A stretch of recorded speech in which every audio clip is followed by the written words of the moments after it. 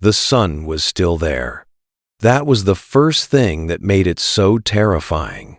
It did not vanish in a single dramatic instant. It did not explode or fall or split the sky with some visible sign from heaven. It remained above the world where it had always been. And yet when people looked up, something was wrong. The light was weak. The warmth was gone. Day no longer felt like day. It was as if the sky had forgotten how to shine. In the year 536 after Christ, something happened that would leave entire civilizations confused, frightened, and scarred. Across parts of Europe, the Mediterranean, and Asia, people described a world dimmed beneath a strange and lingering haze. The sun, they said, gave forth its light without brightness. It looked pale, faint, exhausted. Noon resembled evening. Summer arrived without real heat. The familiar rhythm of nature broke apart, and nobody understood why. To the people living through it, this was not a scientific puzzle. It was a wound in reality. We live in a world that explains everything. If the sky darkens, we ask satellites. If the weather shifts, we study climate data. If harvests fail, governments count losses and scientists model causes. But in 536, there were no instruments to consult, no global maps, no atmospheric readings, no news networks connecting one frightened region to another. There were only eyes, memory, rumor, prayer, and fear. And fear spread quickly when the sun itself began to fail. Imagine standing in a city square in the Eastern Roman Empire. The marketplace opens as usual.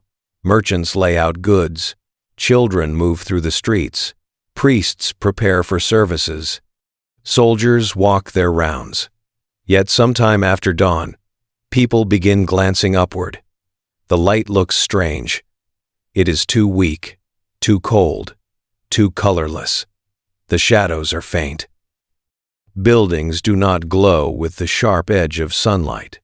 Faces look flatter, drained of life. Everything appears covered by a thin veil. At first, maybe no one speaks. Then, someone does. What is that in the sky? By noon, the unease deepens. The sun hangs above them, but it shines like the moon.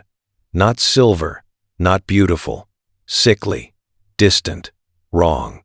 The day has brightness, but not brilliance. Enough to see, not enough to trust. And when evening comes, people do what human beings have always done when the natural world becomes unfamiliar. They search for meaning. Some must have called it a sign of judgment, others a portent of war, famine, or plague. Some likely remembered older stories handed down by priests, scholars, and elders, stories in which darkness came before disaster. The sky was not just weather, it was order. If the heavens were disturbed, then all things below them might soon be disturbed as well. And that was the real terror. Because once the light changes, everything changes with it. One of the most famous descriptions of this event comes from Procopius, the Byzantine historian who lived during the reign of Emperor Justinian. He wrote of a year in which the sun gave forth its light without brightness, like the moon, during the whole year, and the atmosphere felt dim and troubled. This was not written as poetry. It was presented as observation, as a record of something so unusual that it demanded mention. For a writer surrounded by wars, political struggles, imperial ambition, and religious conflict, the condition of the sun still stood out as remarkable. Another writer, Cassiodorus, serving in Italy, described a world in which the sun seemed bluish, the moon had lost its usual splendor, and the seasons themselves felt disturbed. Winter came without storms, spring without mildness, summer without heat. The ordinary contract between heaven and earth appeared broken. That may be the most haunting part of all. Not simply that the world grew darker, but that it stayed dark. A storm passes, smoke clears. Even strange weather usually arrives and leaves within days. But this was different. The dimness lingered. Month after month, the light remained muted.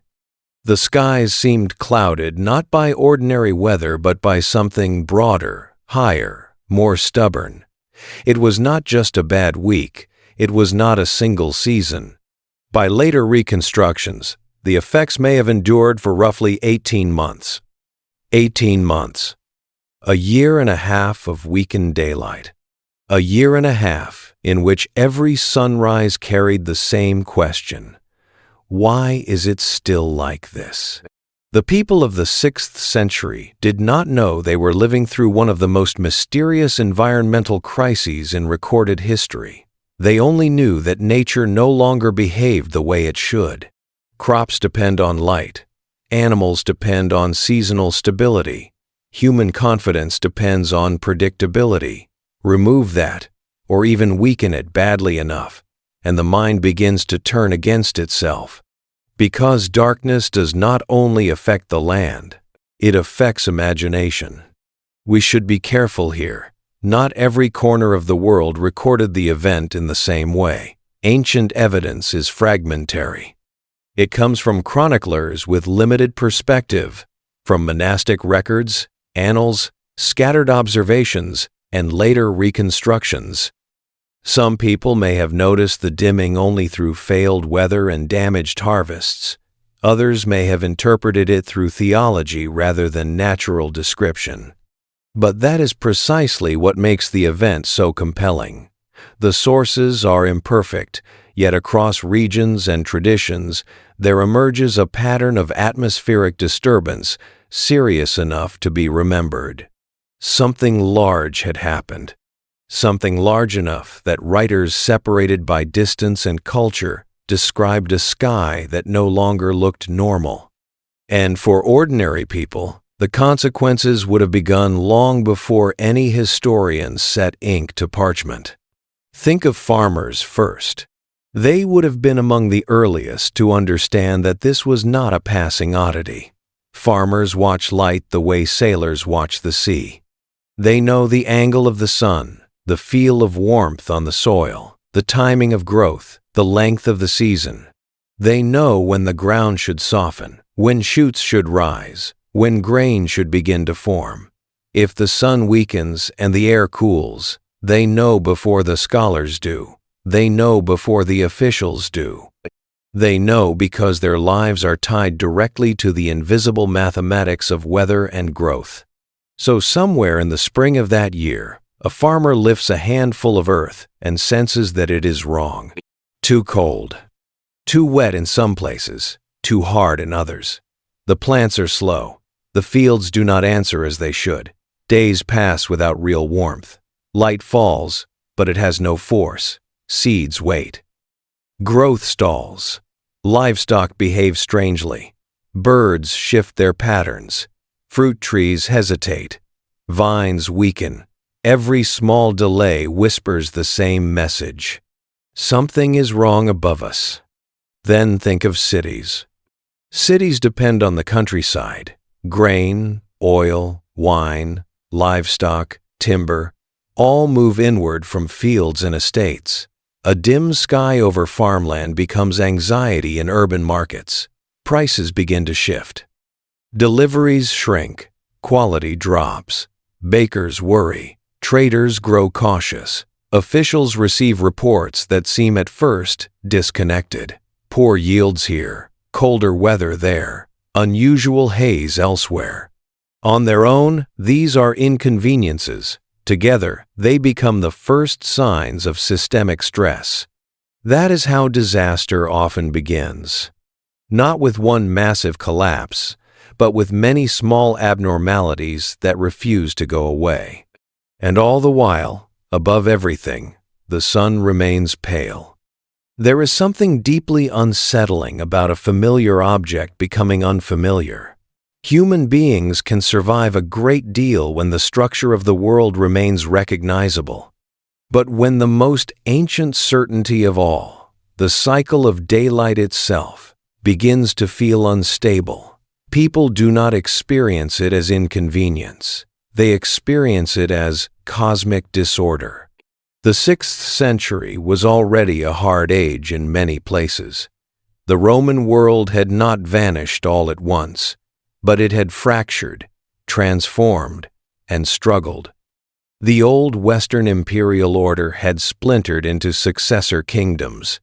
In the East, Justinian sought to reclaim glory through war and law and monumental building.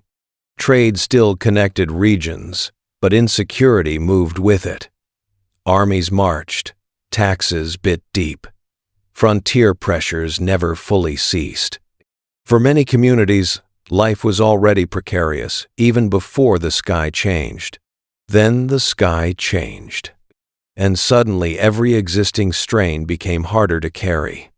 What makes the event of 536 so powerful in the historical imagination is not simply the darkness itself. It is the sense that the world entered a corridor of compounding crisis. The dim sun was not an isolated curiosity floating above history. It appears to have been the opening movement in a broader age of suffering, one that would include harvest failures, famine, disease, political strain, and social disruption. Later, historians would look back and call it one of the worst times to be alive. But those living through its first stage did not know the full shape of what was coming. They only knew the light had failed. There is another layer to this mystery: the emotional experience of waiting. Disaster is one thing when it arrives dramatically. It shocks, and then people respond. But a persistent atmospheric dimming is different. It creates a slow emergency.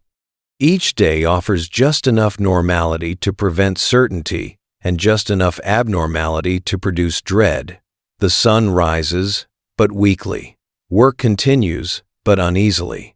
Markets open, but cautiously. Worship continues, but under a shadow. The crisis is everywhere and nowhere.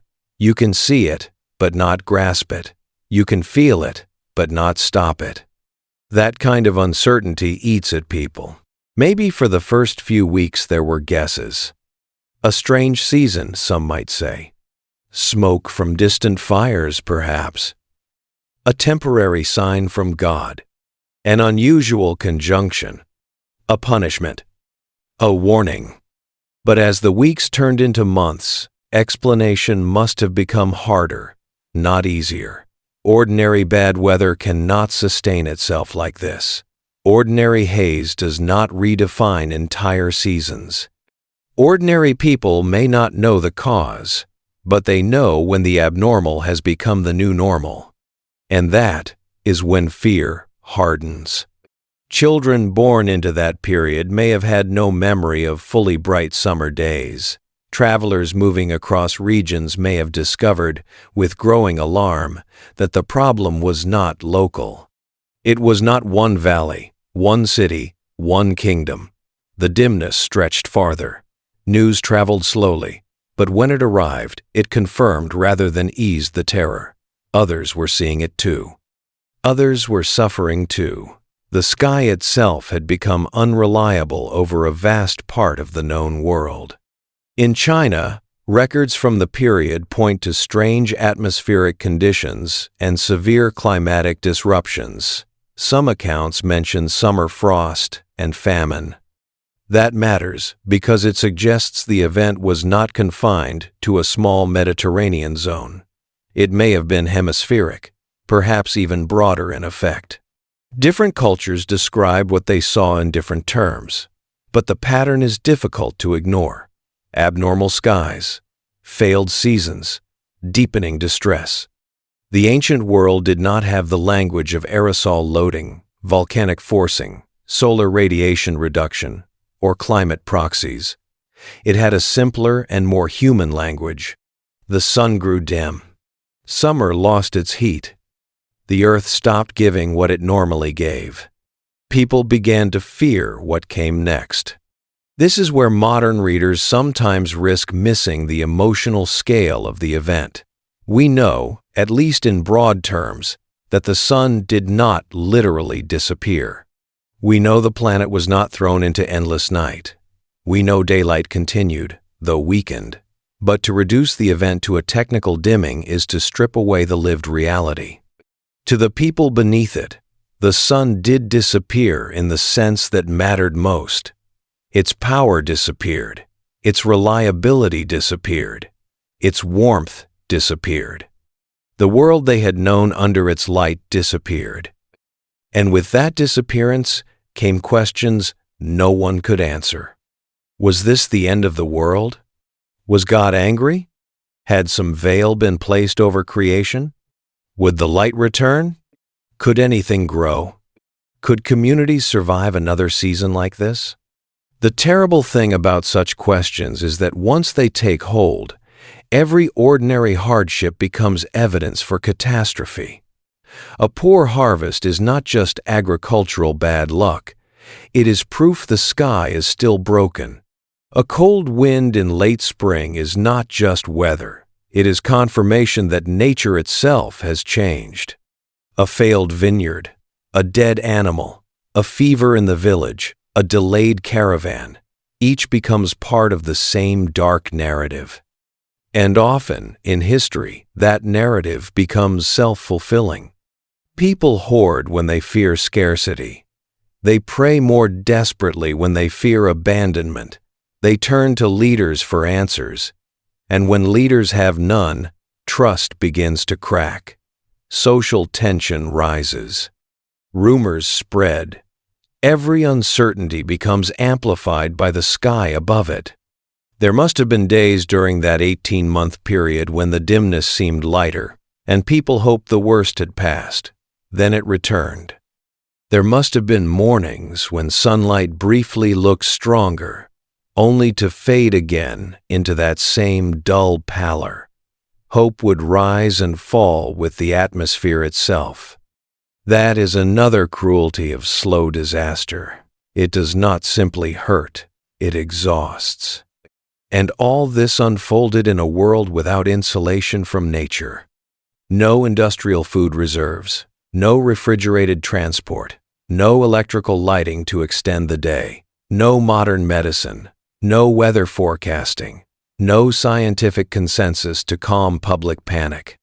A weakened sun did not merely alter scenery, it threatened the foundations of existence. Agriculture, timing, morale, economics, health, all of it depended in ways both direct and indirect on stable seasonal cycles. Take away enough sunlight, and the chain begins to break. Yet for all the misery and fear, there is also something almost awe-inspiring in the fact that human memory preserved this event at all. Chroniclers did not have our tools, but they understood that they were living through something extraordinary. They wrote it down, not perfectly, not completely, but enough. Enough for later generations to see the outline of a catastrophe in the shadows of their words. That matters, because history is full of suffering that vanishes without record. But this suffering left marks, in Byzantine writing, in Italian letters, in Eastern chronicles, in later reconstructions, in environmental evidence that scholars would only begin piecing together many centuries later. The darkness of 536 was not only felt, it was remembered. Remembered because it was impossible to ignore. Remembered because the sky itself had become a witness. And still, the strangest part remains the simplest. Nobody at the time really knew what had happened. There was no single explanation that could contain it. The event sat beyond the reach of ordinary understanding. Even the most educated observers could describe only effects. The sun is dim. The air is strange. The seasons are wrong. Beyond that, mystery. Modern people are uncomfortable with true historical mystery. We prefer answers, and when answers are incomplete, we rush to fill the gaps. But perhaps that is why this event continues to grip the imagination. It sits at the intersection of what was seen, what was suffered, and what could not yet be explained. It feels almost mythic, except that it was real. Real enough to weaken empires. Real enough to chill summers. Real enough to feed famine. Real enough to become the first act in a chain of disaster. By the end of that first dark year, people across large stretches of the world must have understood one thing with terrible clarity. This was not a passing sign. This was a transformation. The old confidence that tomorrow would resemble yesterday had been broken. The heavens no longer guaranteed order, the land no longer guaranteed food, the season no longer guaranteed life. Humanity had entered a period in which even the sun could not be trusted to behave. And when that realization settles over a civilization, it changes more than mood. It changes history. Because the dim sky of 536 was not merely an eerie backdrop to ordinary events, it was the opening chapter of a wider collapse in security, abundance, and expectation. The darkness above would soon become hardship below. The failed light would become failed harvests. The weakened sun would become weakened societies. Fear would become hunger. Hunger would become instability. And instability would invite horrors even greater. The world had gone dark. But the darkness was only the beginning. In the months ahead, people would learn that a pale sun was not the disaster. It was the warning. Darkness is frightening. But hunger is what makes fear permanent. A strange sky can unsettle a civilization. A dim sun can fill people with dread. Yet, for most ordinary men and women in the 6th century, the true measure of disaster was never going to be philosophical or theological. It was going to be practical. Could the fields still produce? Could grain still ripen? Could animals still be fed? Could families survive the next winter? That is where the crisis of 536 became something far more dangerous than an atmospheric mystery. Because once the light weakened, the land began to fail. It would not have happened everywhere in exactly the same way, or at exactly the same speed. Climate shocks do not arrive with identical consequences across every valley, province, and kingdom. Some regions may have seen colder summers, others may have suffered erratic rainfall, failed growing seasons, or sudden frosts at the worst possible time. Some places may have endured repeated harvest weakness rather than total collapse, but that is precisely how a broad civilizational food crisis develops. It is not always one spectacular moment of total ruin. It is a chain of agricultural disappointments spreading across connected societies already living close to the edge. The 6th century world did not have much room for disappointment. A modern society can absorb a poor harvest in one region by importing food from another. It can borrow, ration, subsidize, transport, refrigerate, insure. A pre-modern society has none of those cushions at scale. Food exists near where it is grown. Storage exists, but always within limits. Roads are slow. Shipping helps, but only when routes remain secure and supplies remain available elsewhere. If multiple regions suffer together, the safety net tears quickly. And that is what made the dimming sky so catastrophic. It did not merely frighten people, it attacked the calendar of survival. Farmers live by timing. A few degrees too cold in the wrong month can undo an entire season. A late frost can kill blossoms before fruit sets. A cool summer can stunt grain before it matures. Too much cloud cover weakens growth. Too much rain rots roots. Too little warmth delays everything. In agrarian societies, life depends not only on land but on sequence. Plow, sow, sprout, flower, ripen, harvest. Break that sequence, and the whole year collapses inward. Somewhere in the 6th century countryside, a farmer must have stood in a field and realized that the grain was not filling properly. It was there, but not enough. Green, perhaps, yet thin. Growing, yet weak. Alive, yet not truly promising. And the longer the season went on, the more the truth sharpened. This was not going to be a normal harvest, maybe not even a survivable one. That realization does not remain on the farm. It moves. It moves into villages first. Families quietly count what they have left from the previous year. They reduce waste. They eat a little less freely. They save seed more carefully.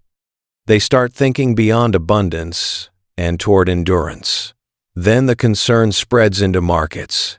Grain traders hear the same thing from multiple directions.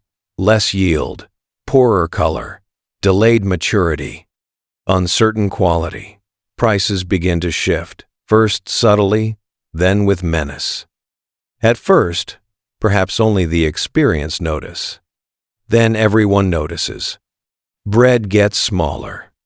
Oil becomes dearer. Wine turns weaker. Livestock is sold early because fodder is uncertain. Animals are slaughtered before winter because feeding them through a failed season may become impossible. And every market conversation begins circling back to the same invisible cause: the sky. This is how food crises feel in their early stages. They are rarely announced. They are sensed. A little less grain on the cart. A little more anxiety in trade. A little too much caution in the voice of a farmer who should be more confident by this point in the year. Then suddenly the pattern becomes impossible to deny. The year is bad. Then worse. Then dangerous. Historical sources from the period, imperfect though they are, point toward exactly this kind of environmental disruption. In parts of the Mediterranean world and beyond, unusual cold and agricultural distress seem to follow the atmospheric dimming. Chinese records mention severe climatic abnormalities, including summer frost in some places and resulting famine. That detail matters because summer frost is not just inconvenient, it is a direct assault on growth at the very moment when crops most need stability. When cold arrives in the warm season, it does not merely shorten productivity, it confuses the biological logic of the year. And when the year loses its logic, people lose their margin of safety. Think about how narrow that margin often was. For many rural households, survival depended on a single successful cycle. Seed had to be preserved from prior yields. Fields had to produce enough not only to feed the family, but to pay rents, dues, or taxes, support labor, sustain animals, and leave something for the next planting. A poor season was painful. 2 poor seasons could be ruinous.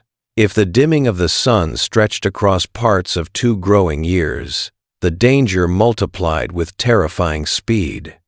Food scarcity also changes human behavior long before outright famine appears. Communities become more defensive, households hoard, merchants protect stock, travelers become suspect, theft rises, small debts become impossible burdens. People delay marriages, abandon plans, and turn attention entirely toward endurance. In a bad food year, the future contracts. The horizon shrinks from ambition to necessity. Can we get through the winter? Can the children eat? Will there be seed left for spring? That is the scale at which civilization truly becomes fragile. Not in grand speeches, not in palaces, in kitchens, in barns, in storerooms, in the silence that falls when a family realizes the sacks are emptier than they should be. Cities, meanwhile, magnify the crisis in a different way. Urban populations depend on transport and administrative stability. Grain does not appear by magic in marketplaces. It must be collected, taxed, purchased, stored, guarded, and distributed. If harvests weaken across several contributing regions, cities feel the strain sharply. The larger the city, the more vulnerable it becomes to disruption at a distance. And the 6th century still had major urban centers that relied on wide supply networks. Constantinople, the great capital of the Eastern Roman Empire, was not a village that could improvise through local subsistence. It was a gigantic organism that required constant flow. Grain shipments mattered. Administrative competence mattered. Political order mattered. A climate disturbance affecting production elsewhere could arrive in the capital as shortage, inflation, and fear. The Byzantine state, to its credit, was not powerless. It had bureaucracy, taxation, storage, logistics, and the remnants of Roman administrative sophistication. It could move resources better than many other governments of the age. But even a capable state cannot manufacture grain from a dimmed sky. It can redistribute scarcity. It can delay panic. It can soften collapse. It cannot repeal agricultural reality. So imagine officials receiving reports over the course of those darkened seasons. Harvest below expectation. Unusual cold. Provincial distress. Local scarcity. Complaints from landowners. Complaints from taxpayers. Complaints from cities. And behind every complaint lies the same simple fact. The earth is giving less. That is when food stops being a private hardship and becomes a public danger. Because once prices rise sharply enough, food becomes political whether rulers want it to or not. Bread is not just nutrition, it is stability. If markets fail, social order weakens. If governments cannot reassure, rumors replace policy. If distribution falters, unrest follows. And if a state is already strained by war, taxation, or regional conflict, food crisis hits the system at its weakest points. The timing could hardly have been worse. The reign of Justinian is often remembered for ambition, campaigns to reclaim Western territories, monumental building, including the Hagia Sophia, legal reform, imperial assertion. The vision was enormous, but visions cost money, and money ultimately rests on production, on taxes collected from functioning land, on trade moving through functioning routes, on populations healthy enough to work, consume, and obey. A prolonged environmental shock does not simply create hunger. It destabilizes the fiscal and administrative assumptions of empire. Every failed field becomes, in a sense, a failed policy foundation. And because ancient economies were deeply local in experience, but widely connected in consequence, the damage radiated outward in ways many people could not fully see. A farmer sees poor grain. A town sees higher prices. A tax official sees lower revenue. A merchant sees supply uncertainty. A ruler sees unrest. Each experiences a different face of the same crisis. This is one reason famine is so devastating historically. It is never only about food. It is about time, confidence, power, movement, health, and trust. When food becomes uncertain, every human arrangement built on predictability begins to tremble. The emotional atmosphere of such a period is difficult to overstate. Hunger is not a single feeling. It is a sequence. First worry, then restraint, then calculation, then physical weakness, then desperation. In communities facing widespread agricultural failure, the entire rhythm of life changes. Meals become strategic, hospitality shrinks, religious life may intensify, because people search for meaning where control has vanished. Local leaders are judged not by rhetoric, but by whether they can help keep people alive. And beneath everything runs a growing awareness that the disaster is not ending quickly. That may be what made the event after 536 so psychologically crushing. This was not one failed crop caused by localized weather. This appeared to be something broader, stranger, and stubbornly persistent. The dimness in the sky was a daily reminder that the cause remained above human reach. People could ration, they could pray, they could trade, they could move, but they could not repair the heavens. How do you negotiate with a broken sun? The answer, for many communities, was that you could not. You could only suffer its consequences. And those consequences multiplied with cruel efficiency. Malnutrition weakens bodies before it kills them. Adults become more vulnerable to illness. Children stop developing properly. Labor becomes harder, which further reduces productivity. Immune defenses weaken. A population underfed for long enough becomes a population ready for disease. This connection is vital because the crisis that followed the dimming sky was not confined to harvest loss. It helped create conditions in which later catastrophe would strike even harder. But before plague comes hunger. Before mass death comes exhaustion. There is also the question of migration. When land fails, people move if they can. Some flee bad harvest zones for towns, monasteries, estates, or neighboring regions rumored to be better supplied. Others sell what they own and travel in search of work or bread. This movement can strain receiving areas, accelerate transmission of disease, and fray regional stability. Yet, from the perspective of the hungry, migration is not a strategy. It is a gamble born from necessity. Leave, and you may find food. Stay, and you may not. Ancient and early medieval sources often cannot give us the clean demographic maps we might wish for. But history teaches a consistent lesson. Sustained agricultural stress pushes people out of settled certainty and into motion, and motion, in times of scarcity, is rarely gentle. It exposes the weak.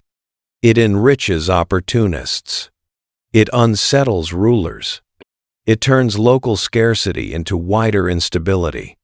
There would also have been profound differences in how elites and ordinary laborers experienced the crisis. Wealthy estates might survive a bad year with reserves, access, and bargaining power.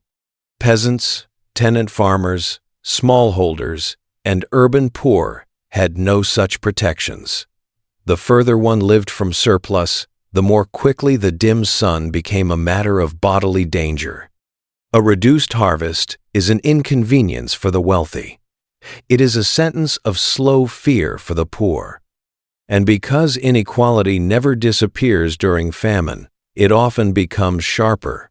Some buy up land from the desperate. Some profit on price rises. Some cling to privilege, while others trade heirlooms for bread. Scarcity reveals character, but it also reveals structure. Who gets to eat first? Who gets forgiven debts?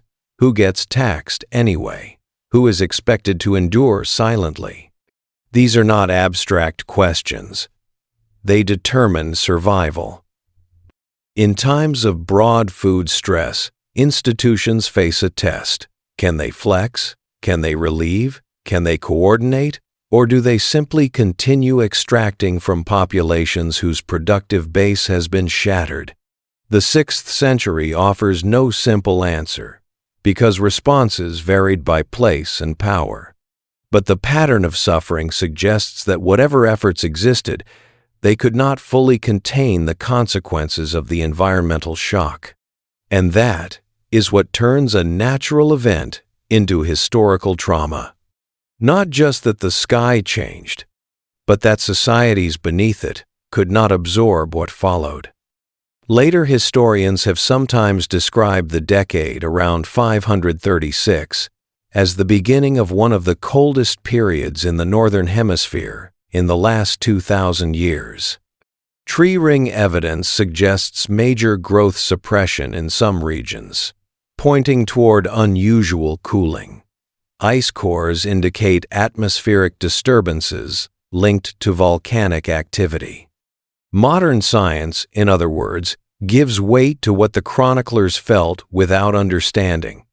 Something happened in the atmosphere that sharply reduced sunlight and altered climate.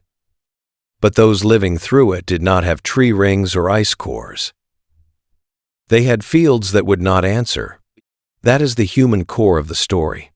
We can talk about sulfate aerosols, volcanic forcing, and climatic anomalies.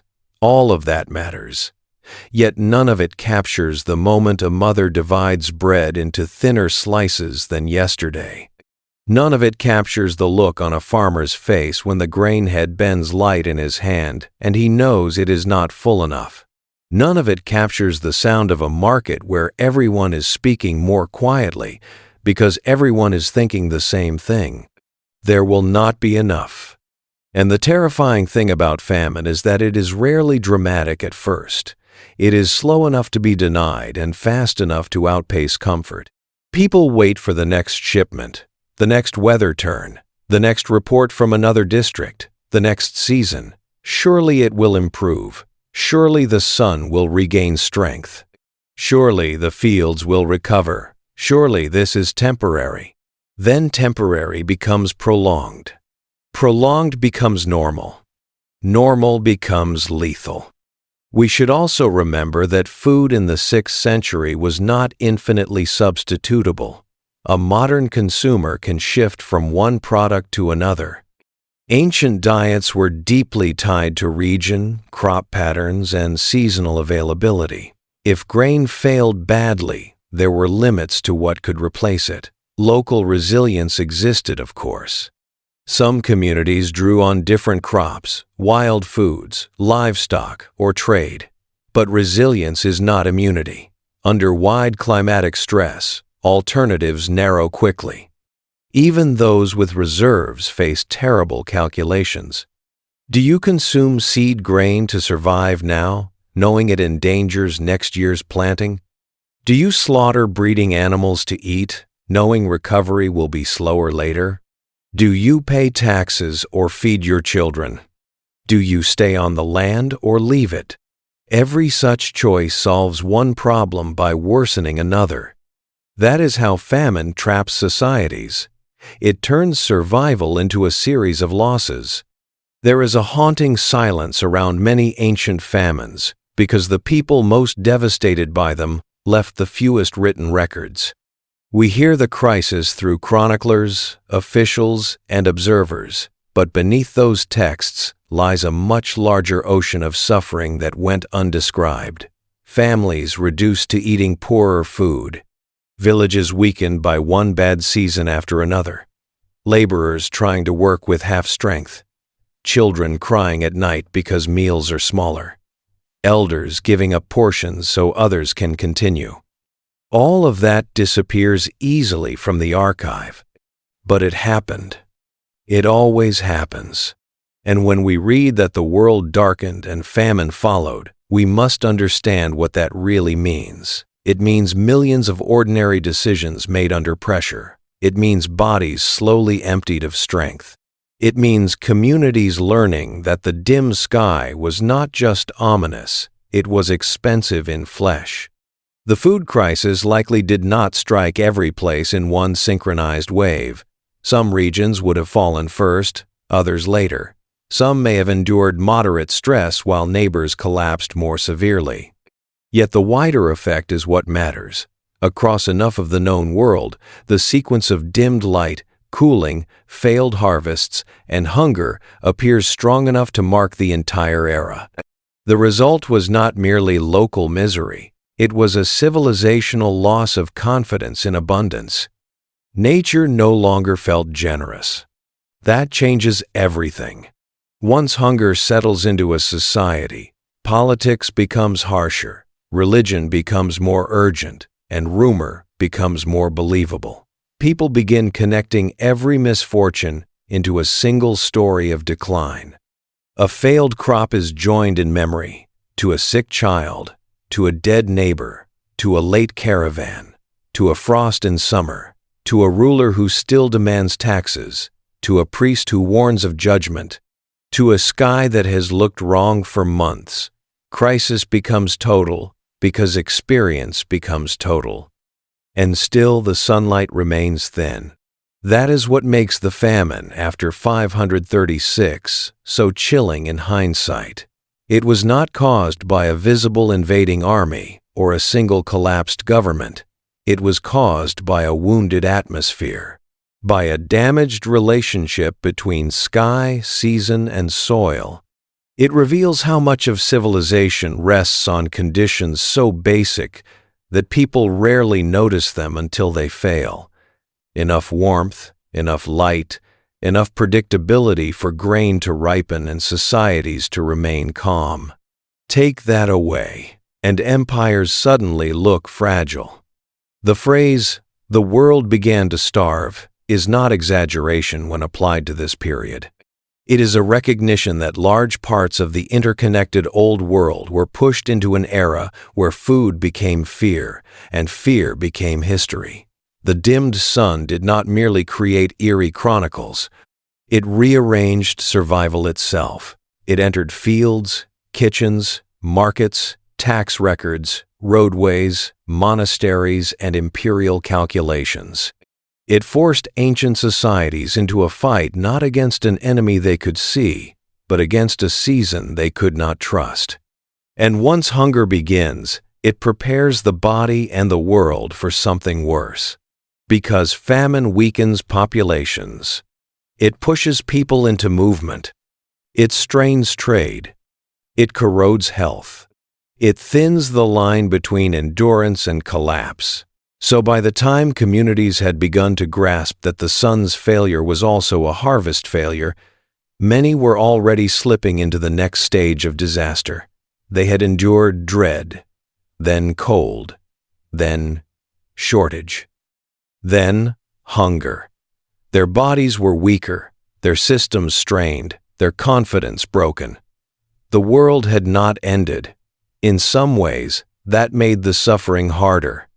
People were still alive, still working, still hoping, but under conditions that made each passing season more dangerous than the last.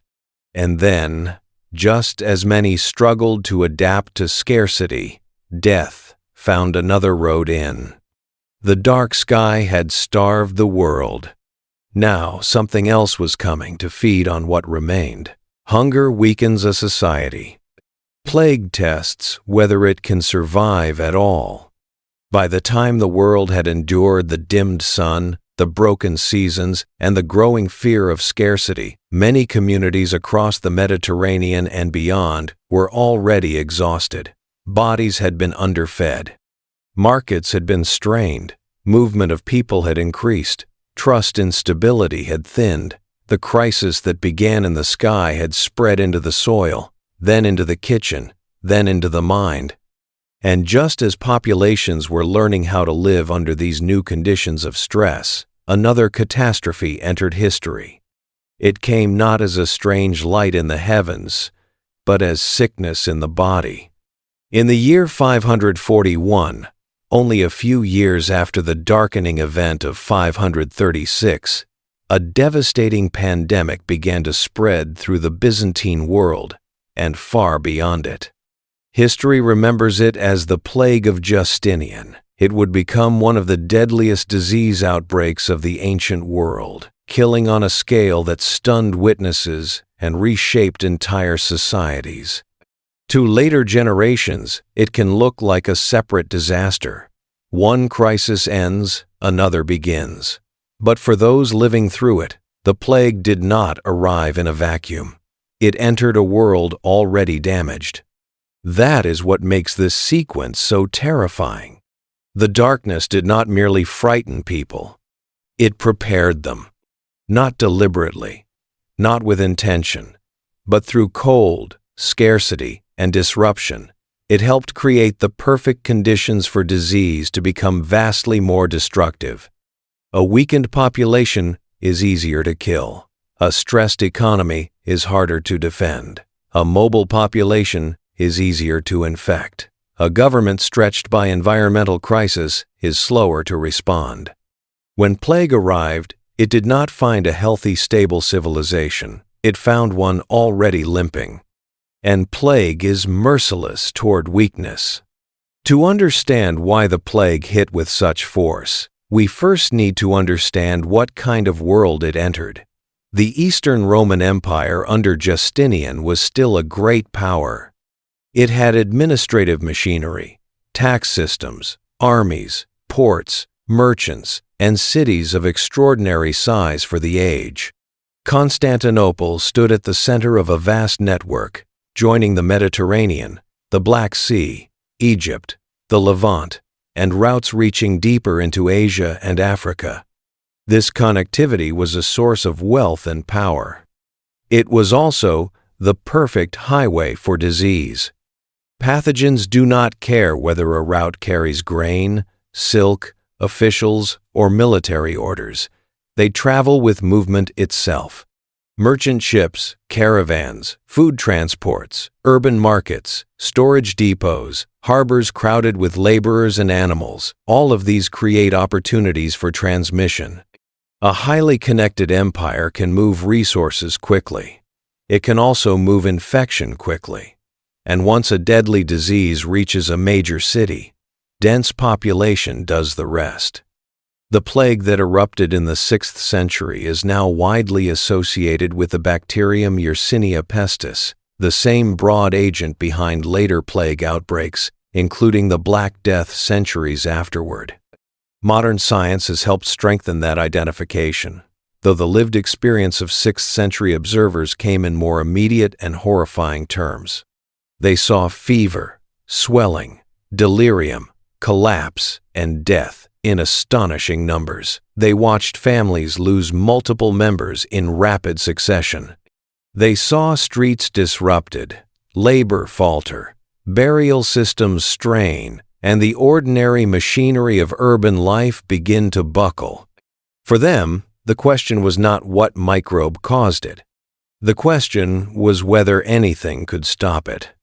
Procopius, one of our most important witnesses for the age, gives an account of the plague's spread and effects that remains chilling even now. Writing of Constantinople and the wider empire, he described a mortality so immense that normal routines of burial and governance struggled to keep pace. People died in homes, in streets, in every quarter of life. Fear and confusion multiplied. Labor disappeared. Administrative functions broke down. The city did not merely suffer disease, it experienced interruption of reality. That is one of the distinguishing marks of true epidemic catastrophe. It does not only kill, it suspends the assumptions of daily life. When enough people fall ill at once, everything becomes uncertain. Who unloads ships? Who bakes bread? Who removes bodies? Who keeps order? Who writes records? Who collects taxes? Who cares for children if entire households are struck? Disease on a modest scale is a medical problem. Disease on a massive scale is a civilizational stress test. It reaches into every structure that requires healthy human continuity. And 6th century plague arrived in a society that had already spent years losing continuity. This is where the connection to the darkness of 536 becomes so important. No serious historian claims that the dimmed sun directly created the bacterium. That is not the argument. The deeper argument is more powerful and more unsettling. Environmental shock and disease catastrophe can reinforce one another. When climate disturbance damages harvests, creates malnutrition, and forces populations into stress and motion, epidemic disease often finds easier ground. Think of the human body first. A well-fed body is not invincible, but it is better equipped to fight infection than a hungry one. Malnutrition weakens immune response. Chronic undernourishment leaves children more fragile, adults less resilient, and the elderly especially vulnerable. A society emerging from harvest failure is therefore biologically softer than one living in abundance. If a plague enters at such a moment, mortality can rise not simply because the disease is deadly, but because the hosts are weakened before infection even begins. Then think of infrastructure. Famine and economic stress strain supply systems. Transportation becomes less reliable. Local administrations become more anxious and extractive. Trade patterns shift. Some people migrate to find food or work. Urban poor become more crowded and desperate. Sanitary practices, never modern to begin with, deteriorate under pressure. All of this can create new openings for vectors, reservoirs, and contact chains. Disease does not need perfection. It needs opportunity. And crisis creates opportunity everywhere. There is also the question of rodents and grain. The ancient world moved vast quantities of stored food, especially grain, through ships, warehouses, and ports. Such systems were essential to feeding cities, but also ideal for harboring rats and the fleas associated with plague transmission. In an empire dependent on grain movements, especially from Egypt toward Constantinople and other centers, disease could move inside the very networks designed to sustain life. Food routes and death routes become, horrifyingly, the same routes. That is one of history's cruelest ironies. The system that keeps the city alive may also carry the thing that kills it. By the early 540s, the plague appears to have moved through Egypt and then into the Byzantine sphere with devastating consequences. Constantinople was hit especially hard in 542. Later estimates of mortality vary widely, and caution is necessary because ancient numbers are often inflated, symbolic, or impressionistic. But even if we treat the highest numbers skeptically, the scale of suffering was enormous. This was not a severe flu season. It was a social rupture.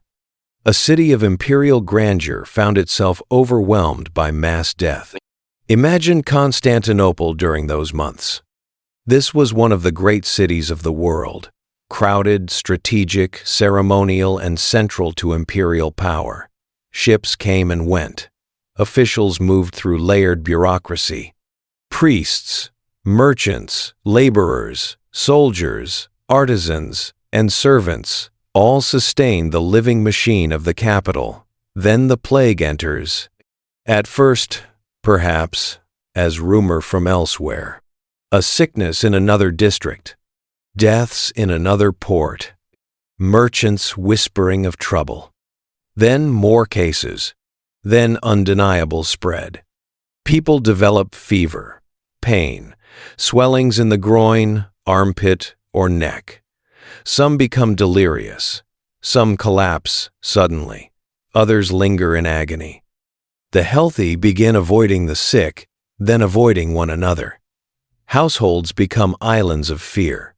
Streets change their sound. Work slows. Rituals of care and burial strain under the numbers. The city, once defined by motion, becomes defined by interruption. No empire looks immortal when carts are carrying bodies through its capital. Procopius writes of the city reaching a point where ordinary burial practices became impossible. Bodies accumulated faster than they could be handled. Authorities improvised. The scale alone tells us something decisive. This was not merely a public health episode. It was a confrontation with limits. Limits of labor. Limits of administration. Limits of emotional endurance. And this was only one city. The plague did not remain politely confined to Constantinople.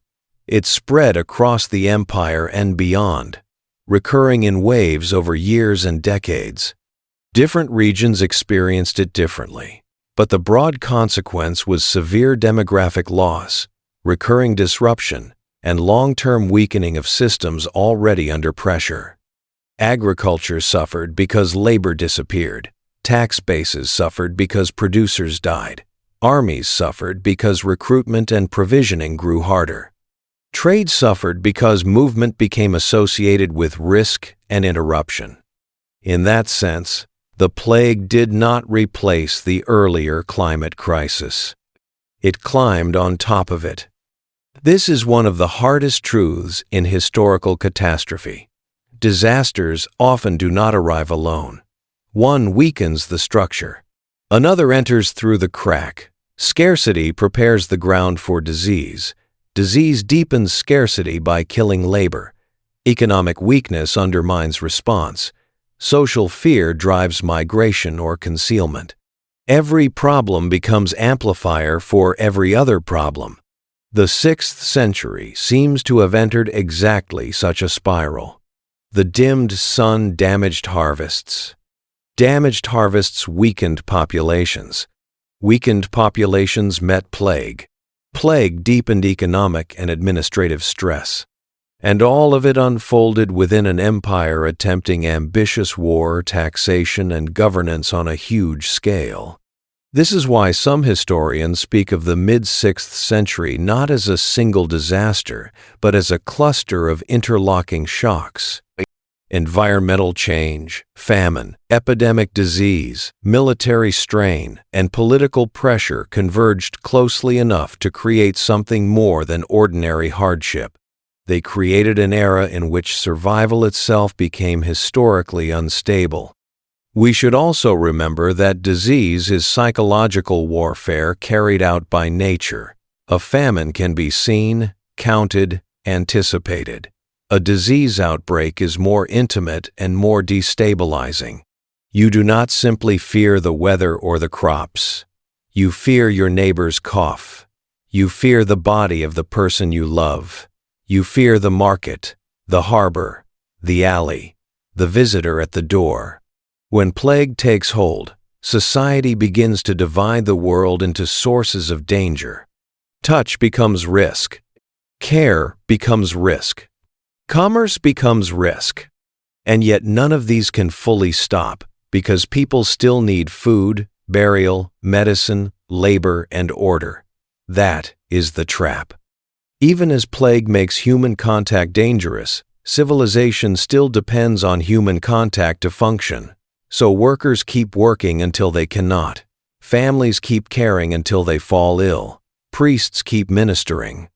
Officials keep issuing orders. Porters keep moving goods. And every necessary act becomes another possible chain of infection.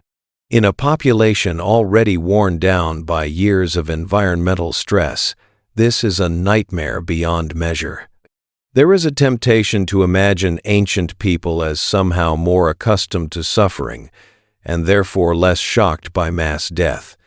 That is not how human beings work. Yes, the 6th century lived closer to hardship than most modern societies do.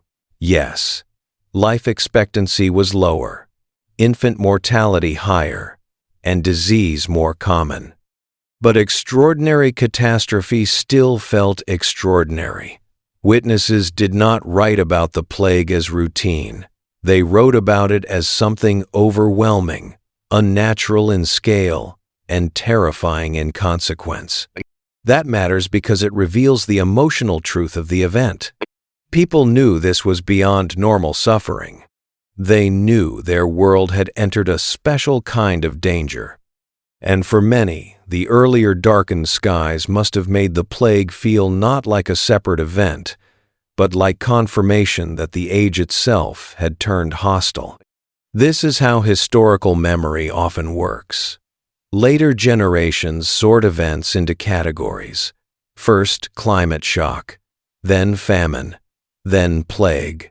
But people living through it experienced continuity. The sky had looked wrong.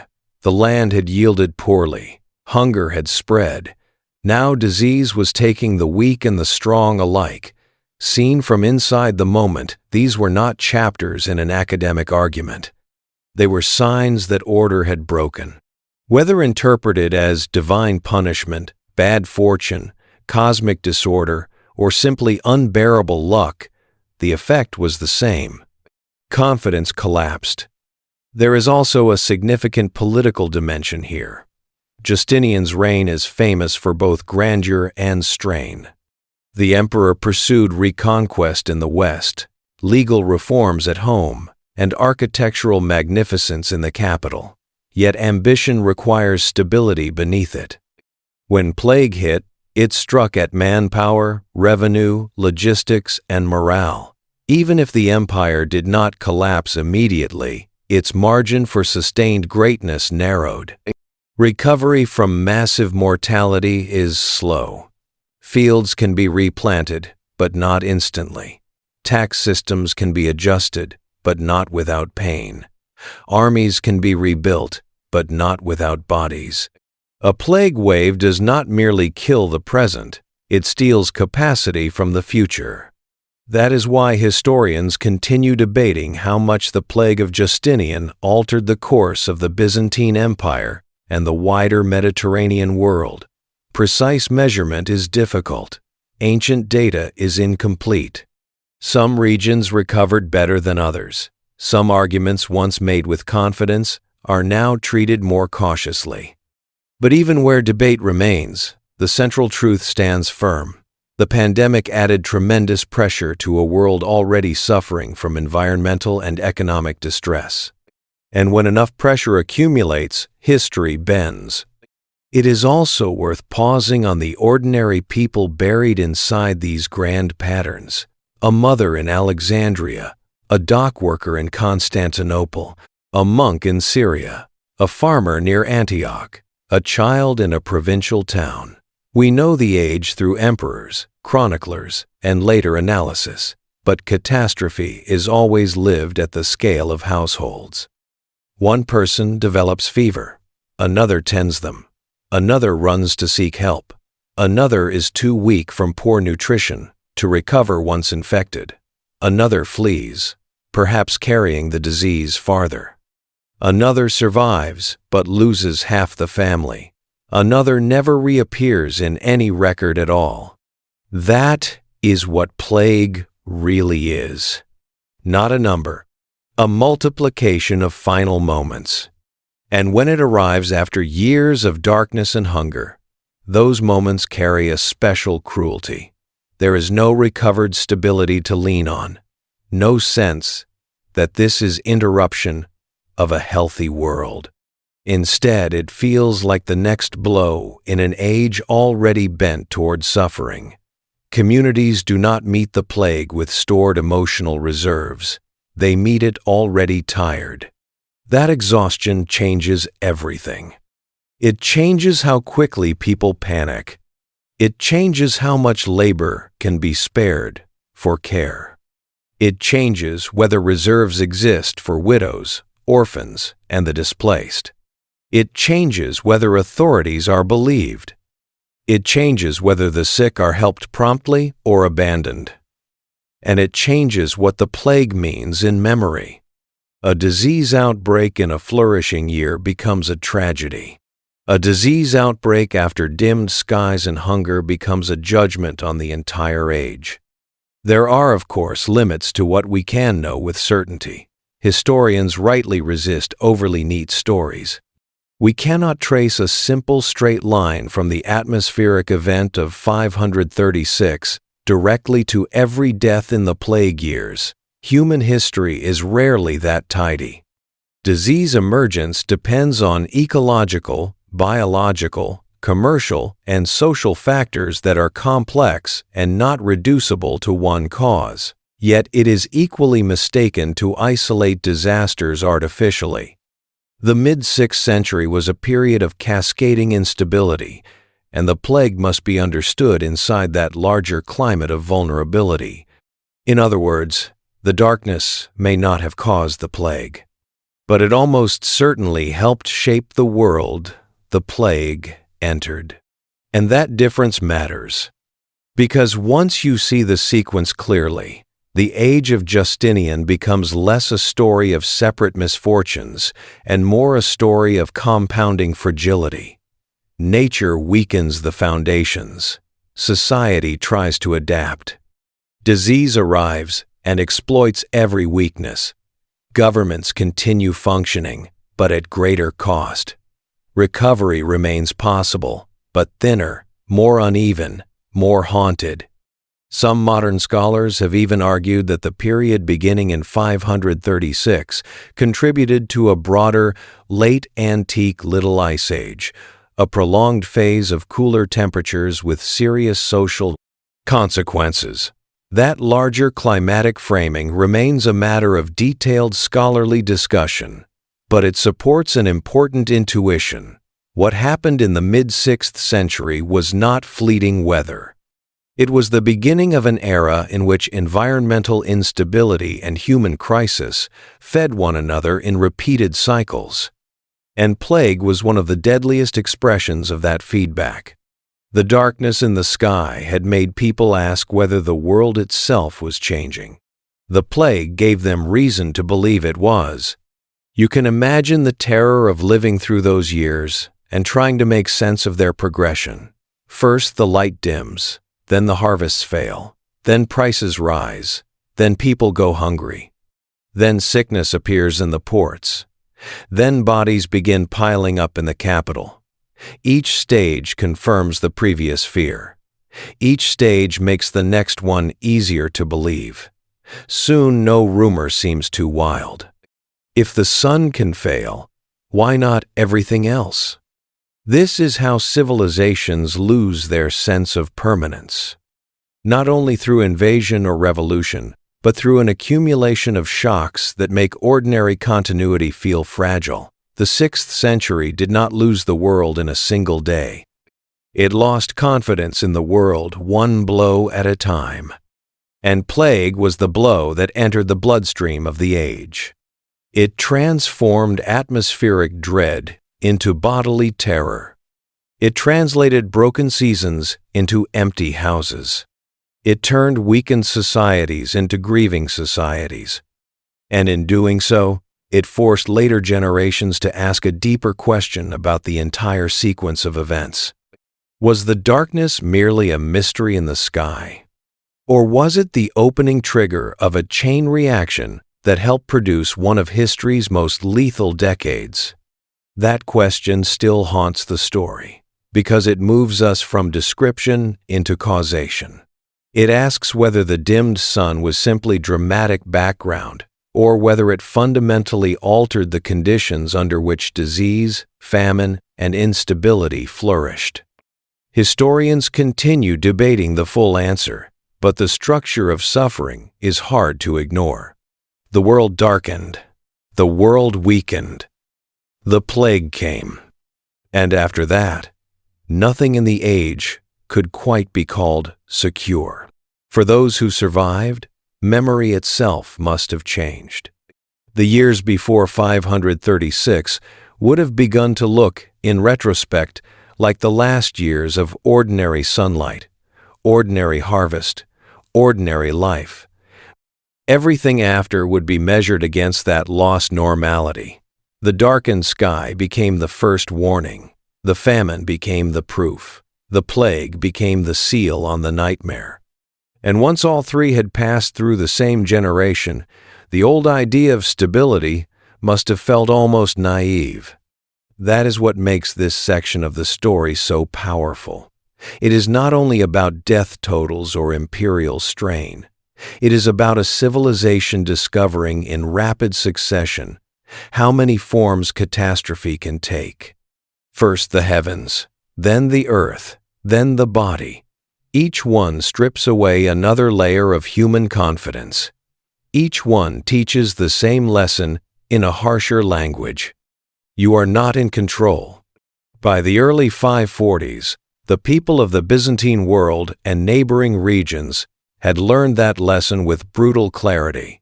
They had seen the sun lose its strength. They had seen food lose its certainty. Now they were seeing life lose its predictability from one household to the next. Disease completed the atmosphere of dread that darkness had begun.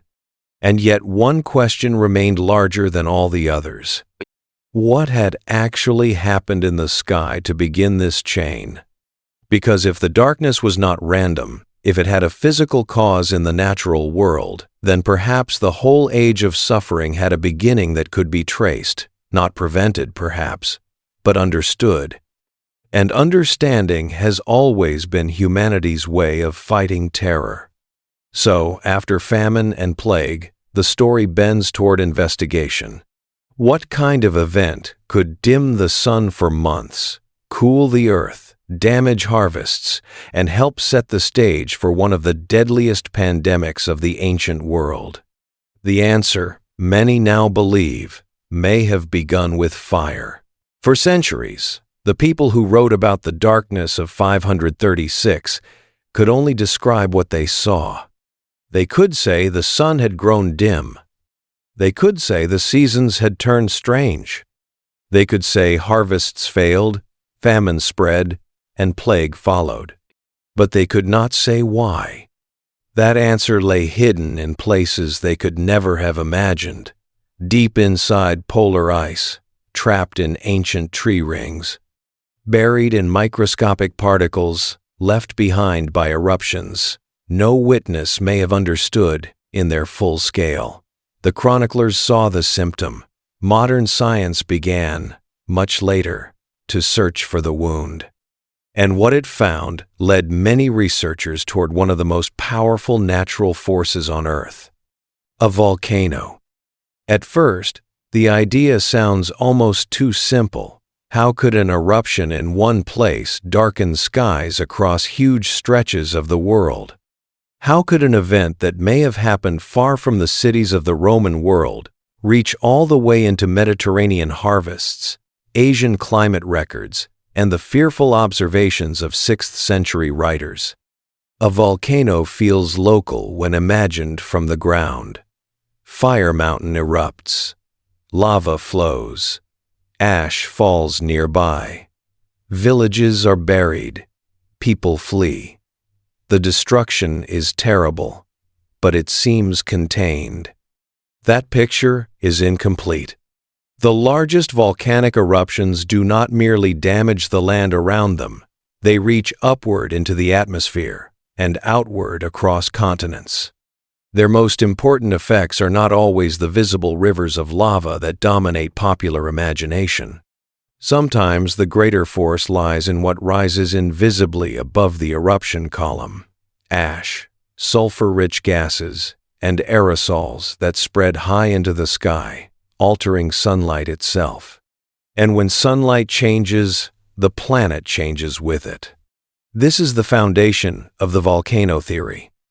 Somewhere around the year 536, or possibly in a close cluster of years around it, one or more major volcanic eruptions may have blasted enormous quantities of material into the atmosphere. That material, especially sulfur dioxide, could have transformed into tiny sulfate aerosols high above the Earth. Those particles can linger in the stratosphere, scattering and reflecting incoming sunlight.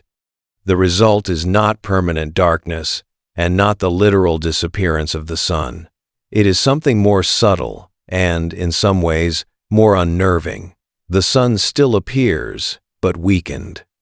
The light becomes diffuse. The warmth drops. Skies can look milky, hazy, or strangely muted. Seasons lose their balance. In other words, the world begins to resemble the descriptions left by 6th-century witnesses. That is why the volcanic explanation has become so compelling.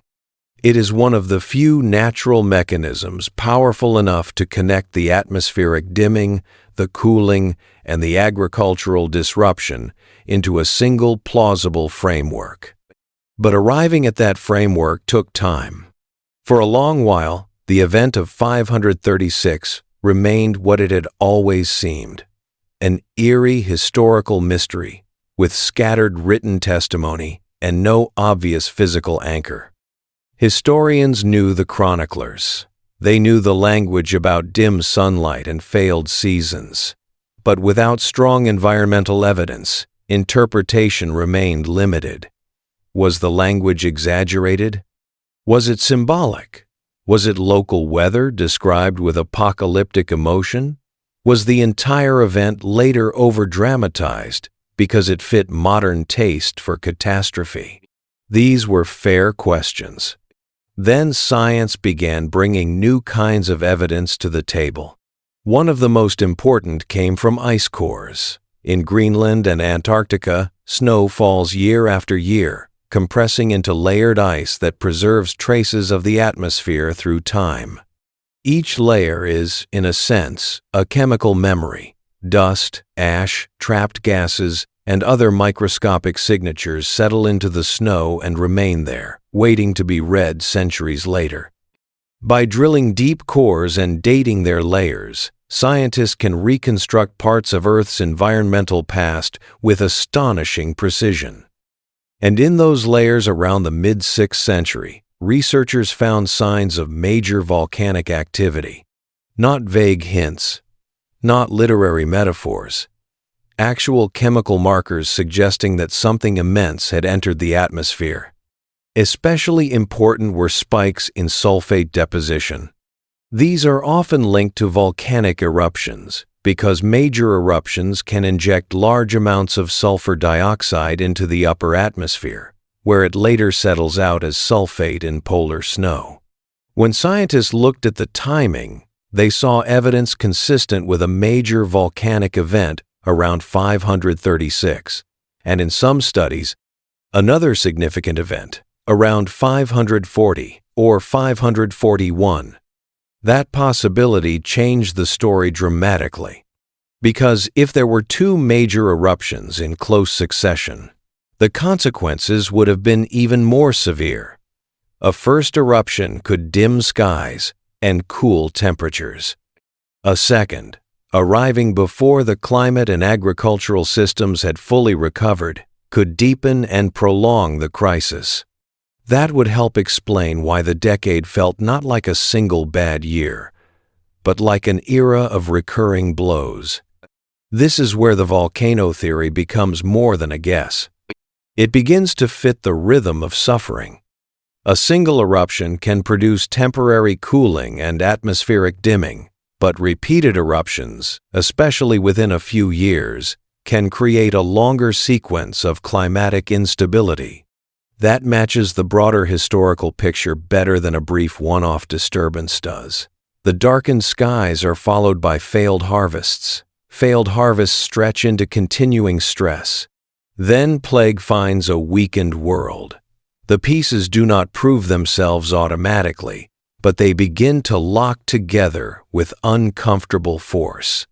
Tree rings provided another line of evidence. Trees, especially in regions sensitive to temperature, record environmental conditions in the thickness of their annual growth rings.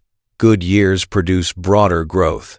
Harsh years produce narrow rings. When many trees across wide regions show suppressed growth around the same time, scientists infer broader climatic stress. And in the years following 536, tree ring records from parts of Europe and Asia suggest a period of unusually poor growth, consistent with significant cooling. Again, the language of the trees echoed the language of the chroniclers. The seasons had gone wrong. This matters because written sources alone can be doubted. But when independent natural archives begin telling a parallel story, confidence grows. The chroniclers say the sun became dim and summer lost its heat. The ice says volcanic aerosols entered the atmosphere. The trees say growth conditions deteriorated. The agricultural consequences in the human record make more sense under those altered climatic conditions. Together, these lines of evidence do not eliminate uncertainty, but they make the volcanic explanation profoundly persuasive. So how exactly would an eruption produce the effects described? The key is altitude. Small eruptions and even many large ones are mostly local or regional problems. Ash falls nearby, air quality worsens, surrounding areas suffer, but the broader climate impact is limited. To alter climate across large parts of the hemisphere, an eruption must be powerful enough to punch material high into the stratosphere. Once sulfur-rich gases reach that level, they can spread widely and remain aloft much longer than ordinary lower atmosphere particles. There, they form a veil of sulfate aerosols that reduces the amount of solar energy reaching the surface. The result is a dimmer, cooler world. Not blackness. Not night at noon in the dramatic cinematic sense. A filtered sun. A sun that still rises but no longer delivers its usual force. A bright disk in a sky that feels drained. Days with light but reduced vigor. Summers that look like summer yet fail to act like it. This is precisely the sort of phenomenon that ancient writers, without atmospheric science, might describe as a sun that gives light without brightness. That phrase has become famous for a reason. It sounds poetic, but it is also physically suggestive. Aerosol veils do not erase the sun. They rob it of intensity. And because agriculture depends not only on visible light but on heat and seasonal timing, even modest average cooling can have serious consequences. A drop of 1 or 2 degrees over a large region may sound small to a modern listener, but in pre-modern agrarian societies it can be disastrous. Cooler summers can delay ripening. Unseasonal frosts can destroy vulnerable crops. Changing precipitation patterns can worsen the damage. A weakened growing season may not make every field fail completely, but it can reduce yields across enough places to trigger shortages, price shocks, and famine. That is how a volcano in one place becomes hunger in another. Through the atmosphere. Through timing. Through the fragile dependence of civilization on a stable sky. Naturally, once scientists recognized the volcanic signal, the next question became obvious. Which volcano? That question remains harder. Several possibilities have been proposed over the years. Some researchers have pointed toward Iceland, arguing that high-latitude eruptions there could have affected the northern hemisphere strongly and produced atmospheric conditions consistent with the reported dimming.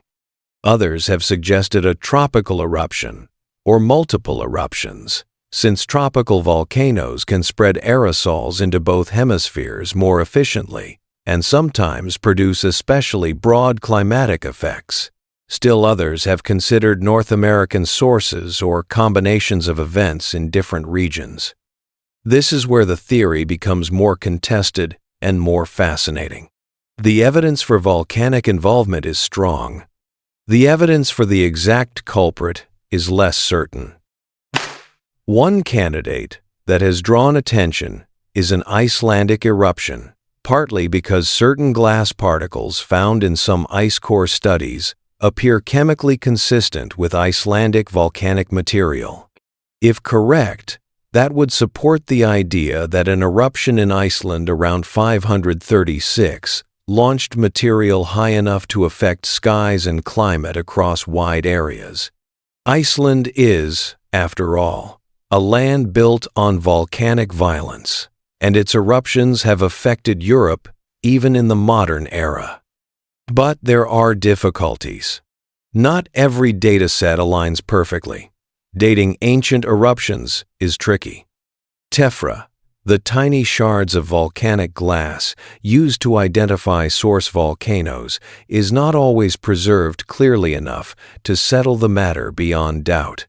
And if there were multiple eruptions in the same era, separating their contributions becomes even more complicated. One event may explain the initial dimming, another the extended cooling, and another the renewed hardship around the early 540s. In other words, the volcano theory may be true in essence, while still uncertain in detail. That is often how science works with deep history.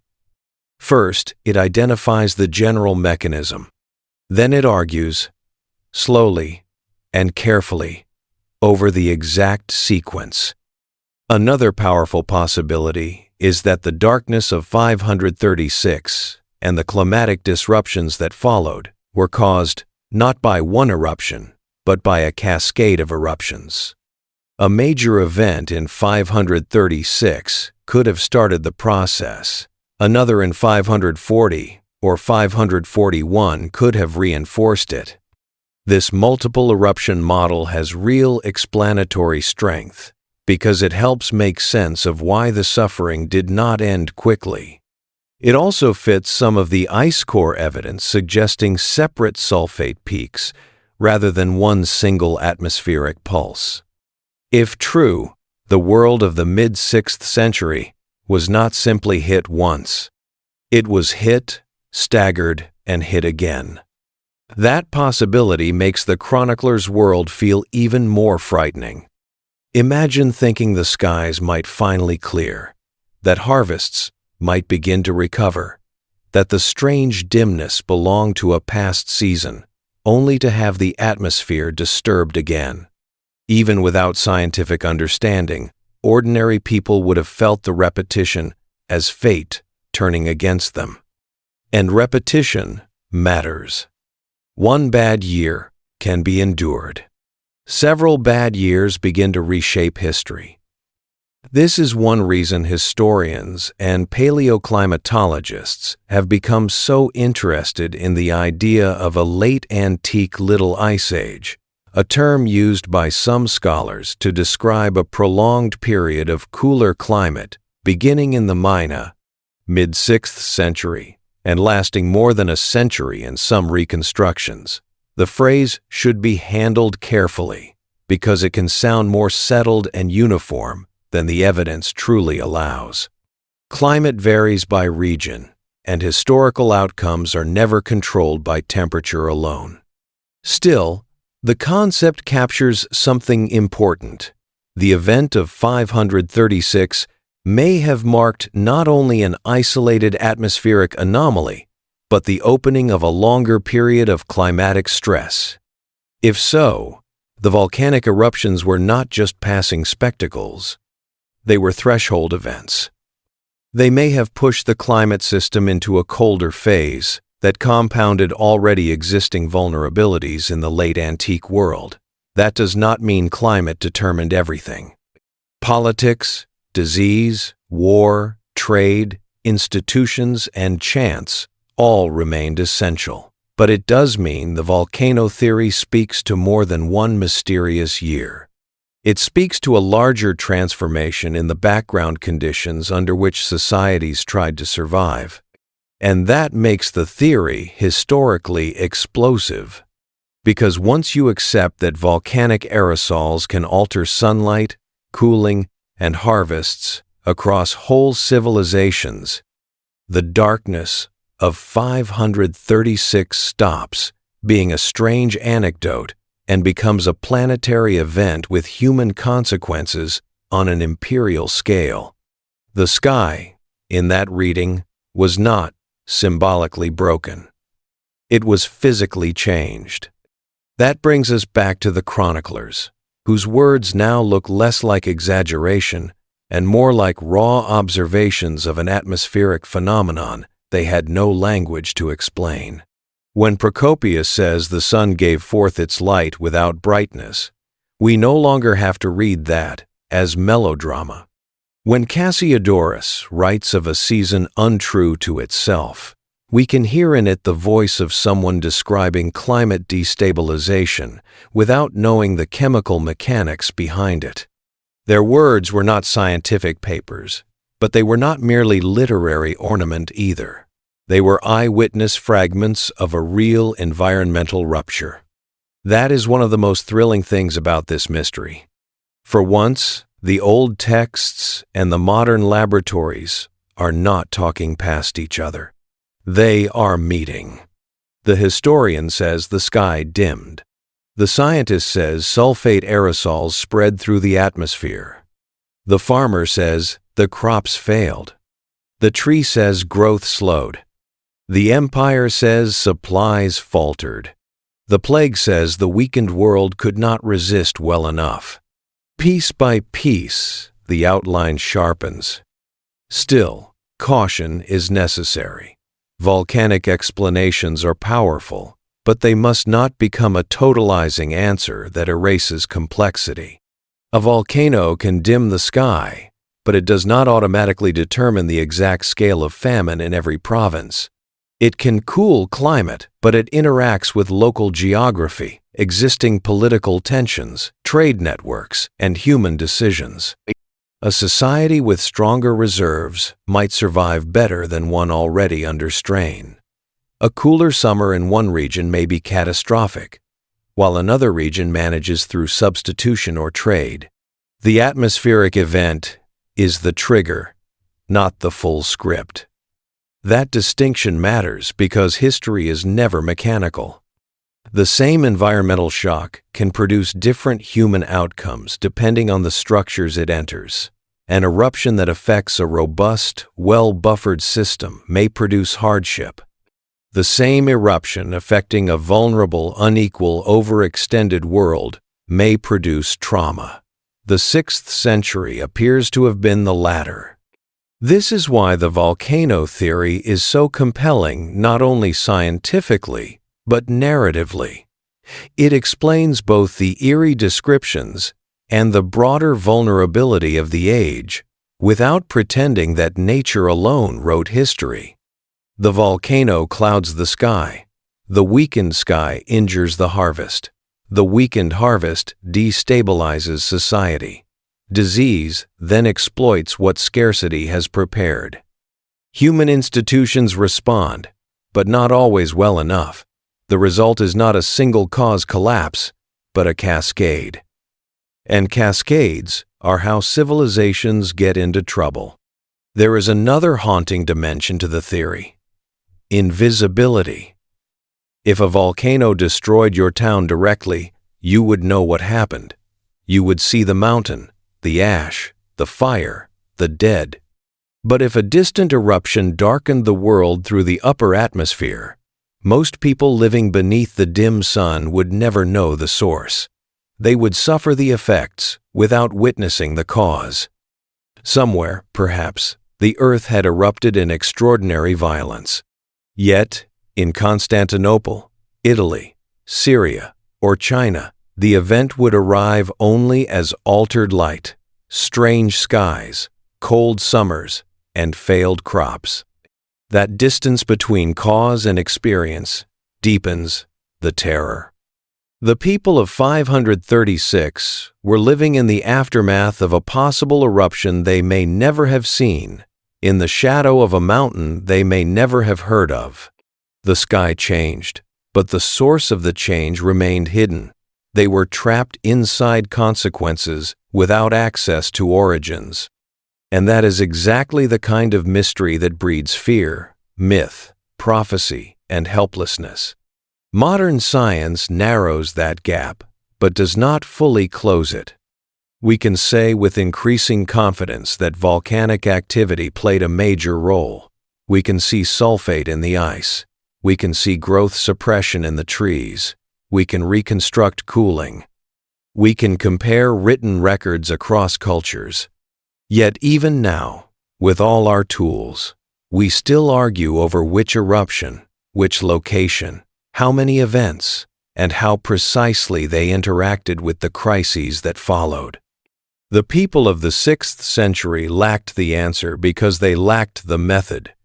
We still lack the answer in full because the evidence, though extraordinary, remains incomplete. That lingering uncertainty is part of what keeps the story alive. If the volcano were named with absolute certainty, if the sequence were known down to the month, some of the eerie power would fade. But history has preserved just enough mystery to remain gripping.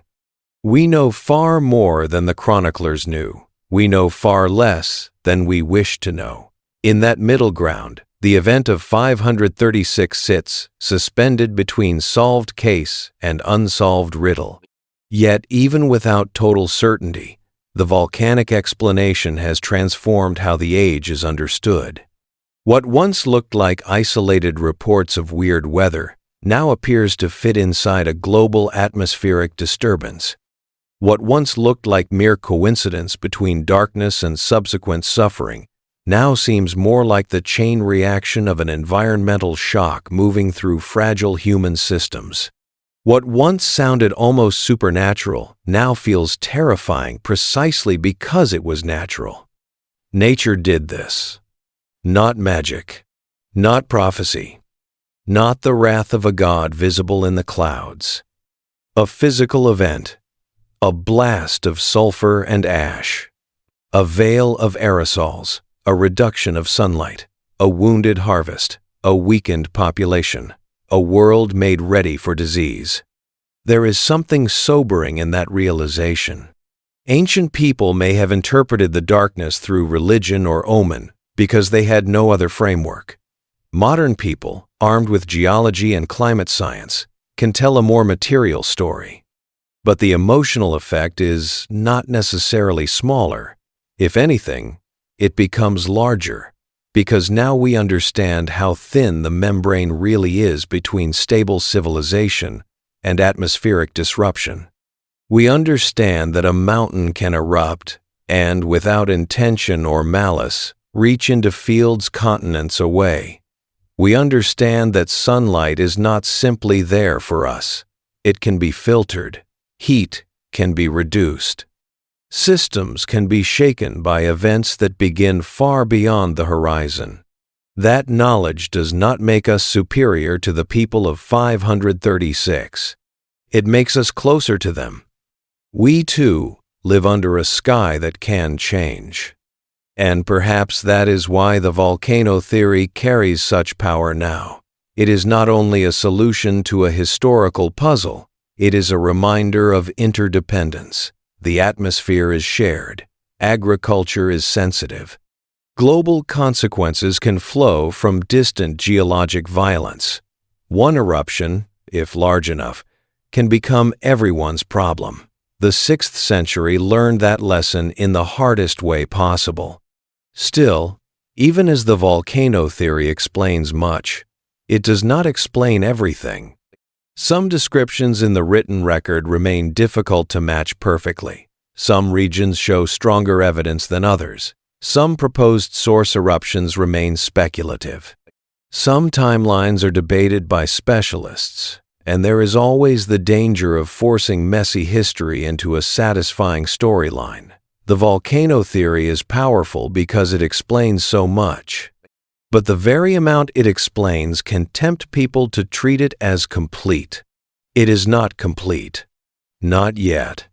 The atmosphere of 536 may indeed have been filled with volcanic aerosols. The cooling may indeed have been triggered by one or more eruptions.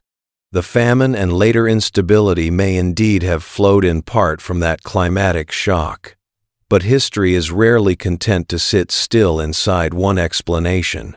There are always leftover fragments, unexpected details, conflicting timelines, clues that do not fit neatly. And in this story, those fragments matter.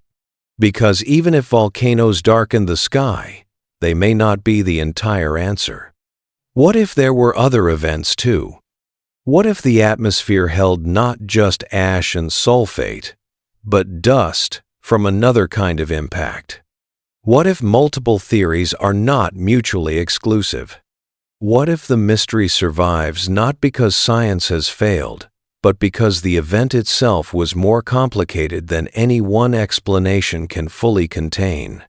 That is where the story turns next. The volcano theory may be the strongest explanation modern science has produced.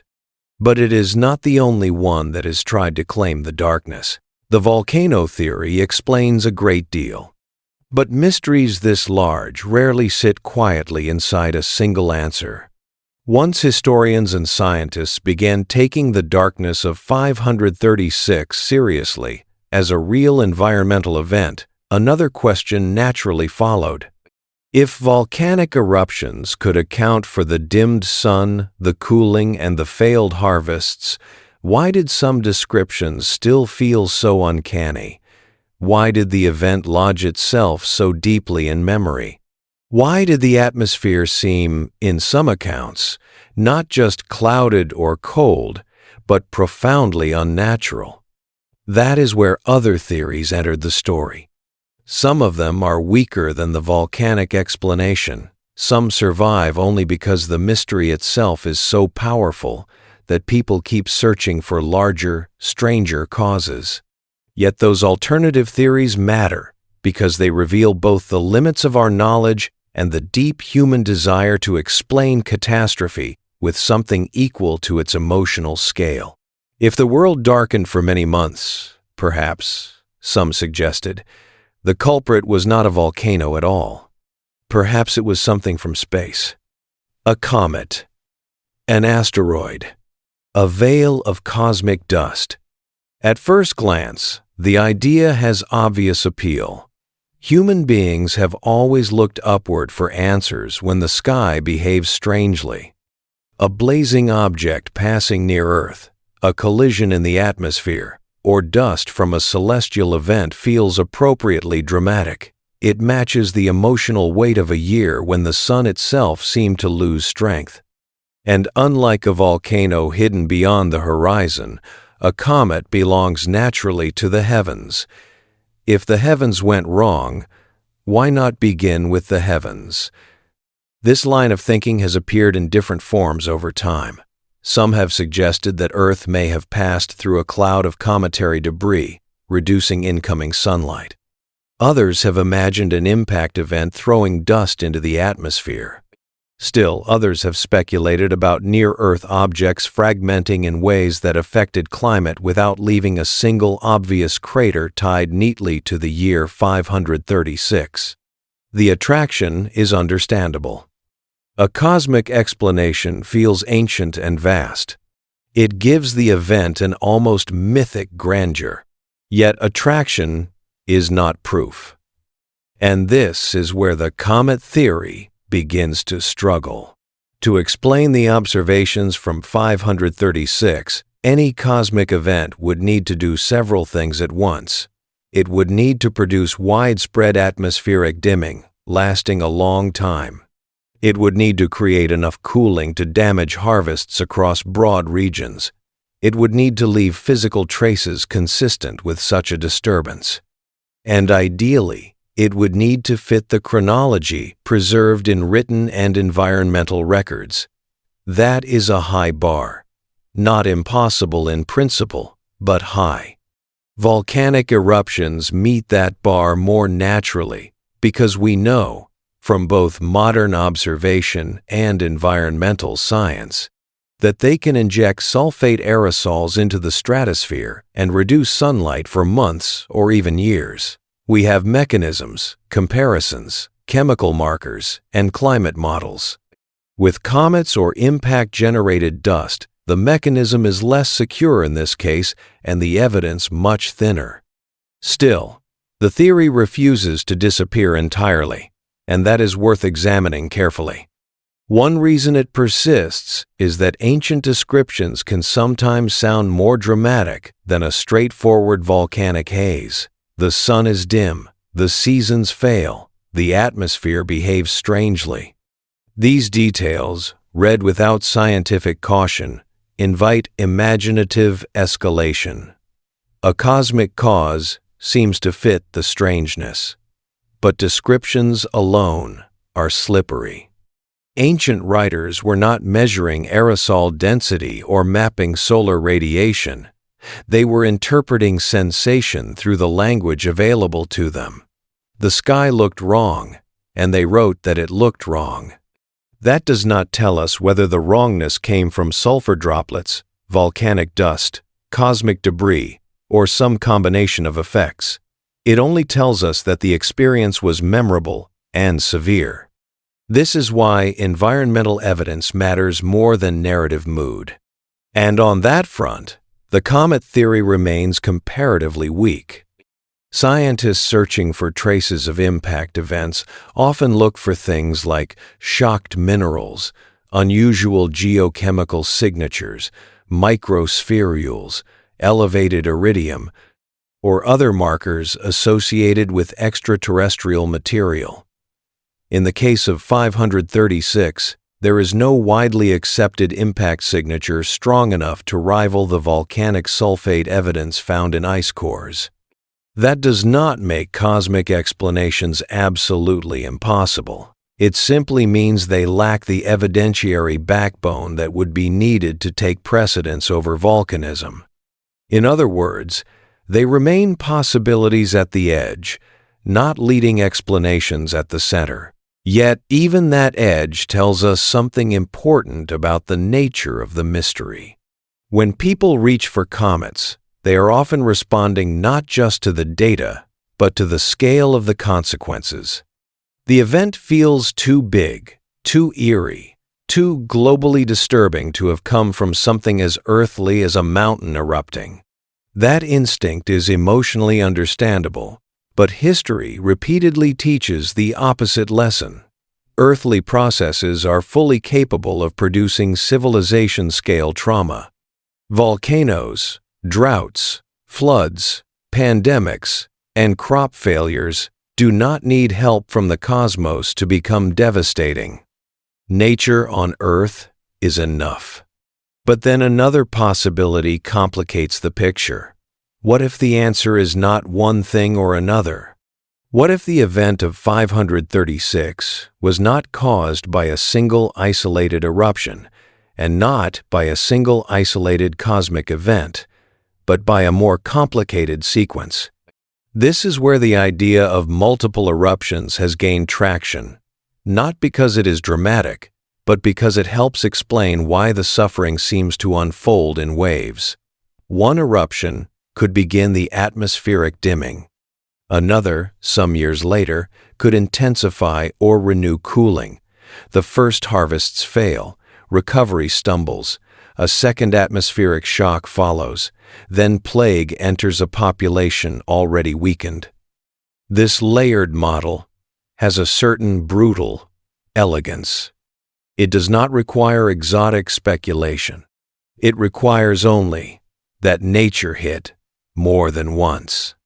And if there is one thing history demonstrates again and again, it is that repeated blows are far more dangerous than single ones. A community can sometimes survive an isolated disaster by drawing on reserves, goodwill, stored food, resilient institutions, or luck. But when a second crisis comes before recovery from the first, those reserves are gone. The system is still standing, but only barely. Another hit then lands harder than the first would have. The mid-6th century increasingly looks like such a period. Not one dark year with a strange sky, but a decade of compounding shocks. This is why the question of precise sequence matters so much. Was there a major eruption in 536? Another in 540? Another in 541? Did these events interact with natural climate variability already underway? Did some regions suffer more from cooling while others suffered more from changes in precipitation? Did trade patterns worsen the distribution of scarcity even where absolute crop failure was less severe? The answers are still being debated, and they matter because they determine whether the darkness was an isolated anomaly or the opening stage of a broader environmental cascade. The more scholars study the period, the more the second possibility seems plausible. That does not remove uncertainty, it deepens it. Because once you move from one event to a cluster of events, the story becomes harder to resolve neatly. Cause and effect no longer line up in a single file. Instead, they branch. One eruption affects the atmosphere. Another extends cooling. Social systems respond unevenly. Regions differ. Disease emerges through ecological and commercial pathways that are themselves shaped by prior stress. The result is not a clean line from darkness to disaster, but a web. And webs are harder to narrate than lines. That is partly why the event of 536 still retains such fascination. It resists simplification. Every time we think we are close to solving it, another layer appears. Yes, the volcanic theory is strong. But which volcano? How many eruptions? How much cooling? In which regions? Over how many seasons? How directly did crop failure translate into famine in each part of the known world? How strongly did those conditions shape the mortality of the plague that followed? Each answer opens another question. And then there is the deeper issue. Written records themselves are uneven. Some cultures left more detailed testimony than others. Some texts survive only in fragments. Some descriptions come through later copies. Some chroniclers had theological agendas or literary habits that shape how they presented events. Even when observers were trying to be accurate, they wrote from particular places, with limited information, and within conventions of meaning that differ from ours. A dimmed sun in a Byzantine text is not a climate dataset. A note of summer frost in a Chinese chronicle is not a calibrated thermometer reading. Yet neither can be dismissed because they preserve lived observations that no instrument captured. So historians must move carefully between kinds of evidence that do not speak the same language. Ice cores speak chemistry. Tree rings speak growth. Chronicles speak fear. Markets, when they appear in the record, speak stress. Plague narratives speak mortality. The task is not merely to collect them, but to listen for where they converge. And they do converge, but not perfectly. That imperfection is the birthplace of debate. Take the question of duration. The idea that the sun disappeared for 18 months is powerful and memorable, but it should be handled carefully. Ancient observers did not keep modern atmospheric logs in every region. The exact length of the dimming is a reconstruction, drawn from multiple sources and the scale of the disruption. It captures something real, but not with minute-by-minute certainty. The skies may have varied over time and by place. Some regions may have seen stronger dimming than others.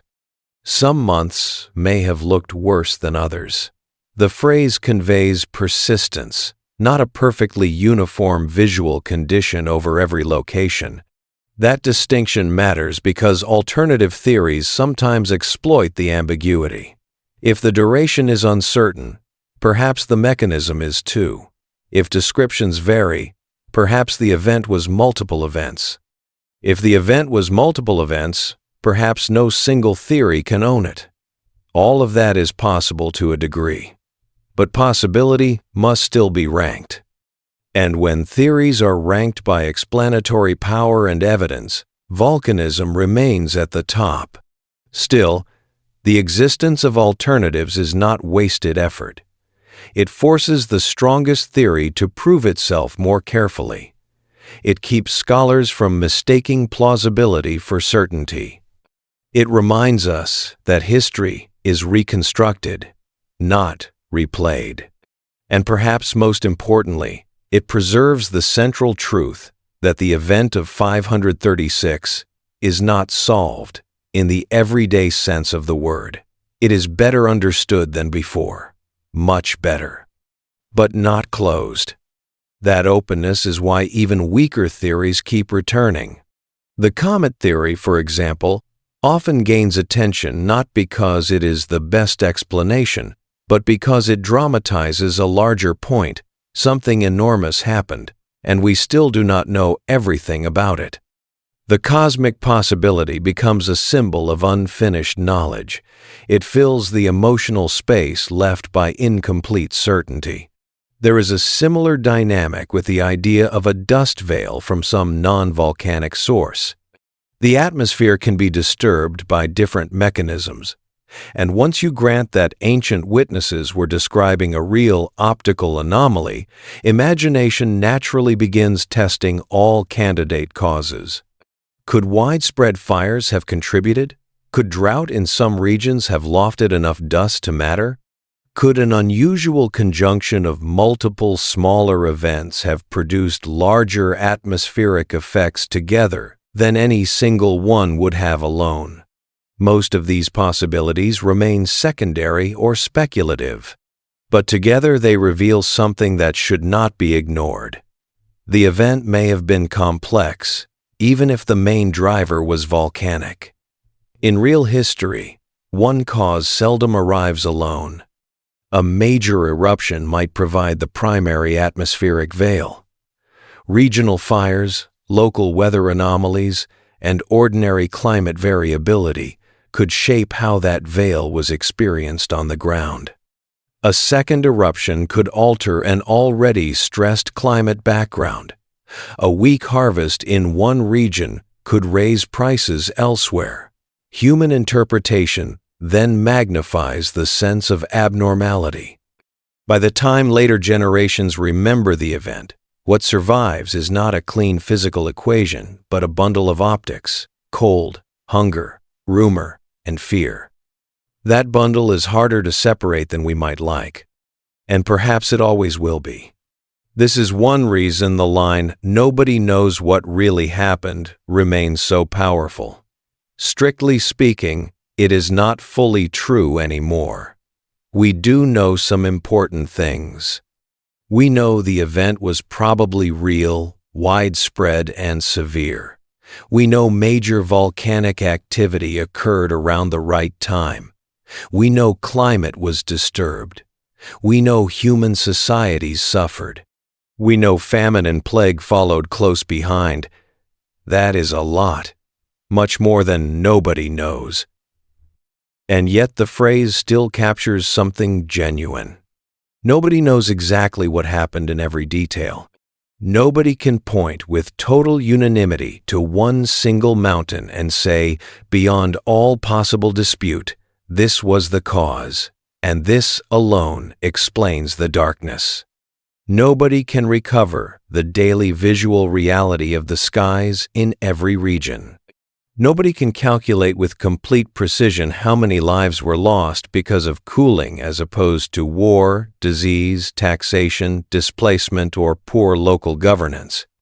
Nobody can fully reconstruct the emotional texture of living through year after year when the world seemed to stop behaving. In that sense, the unknown remains enormous. And the unknown matters because it changes how we think about the past.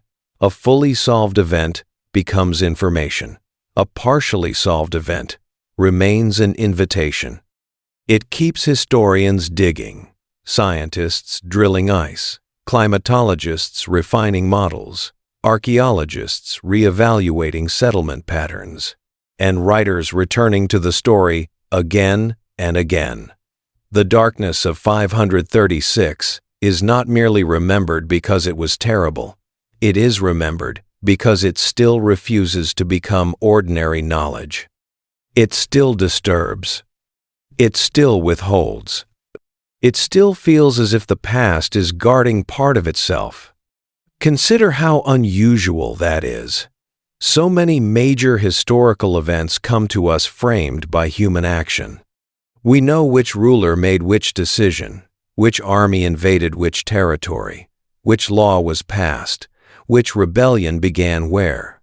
But in the case of 536, the central actor is atmospheric change. No one intended it. No government caused it.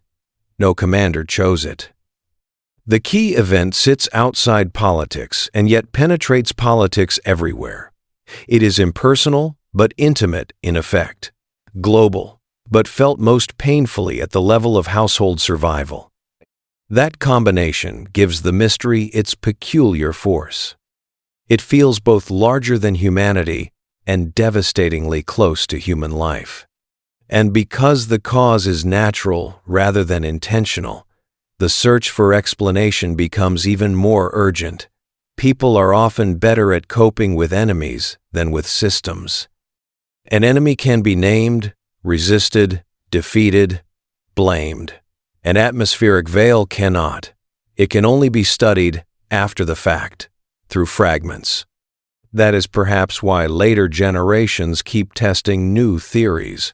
They want the event to take a shape that the mind can hold. A volcano helps. A comet helps. A named mountain or visible object gives the imagination something solid. But the true answer may never feel completely solid, because the evidence is distributed across chemistry, botany, texts, and indirect consequences. The event is real, but its center is diffused, much like the sunlight it produced. There is also the issue of modern storytelling. We like decisive explanations. We like articles and documentaries that can say, "This ancient mystery has finally been solved." Sometimes that is justified, often it is not. The darkness of 536 sits awkwardly with that appetite. Too much has been learned to keep calling it pure mystery. Too much remains uncertain to call it solved beyond doubt. So the story occupies a middle ground that can frustrate casual readers and fascinate serious ones. In that middle ground, the alternative theories retain value even when they are not the strongest. They remind us to resist closure too early.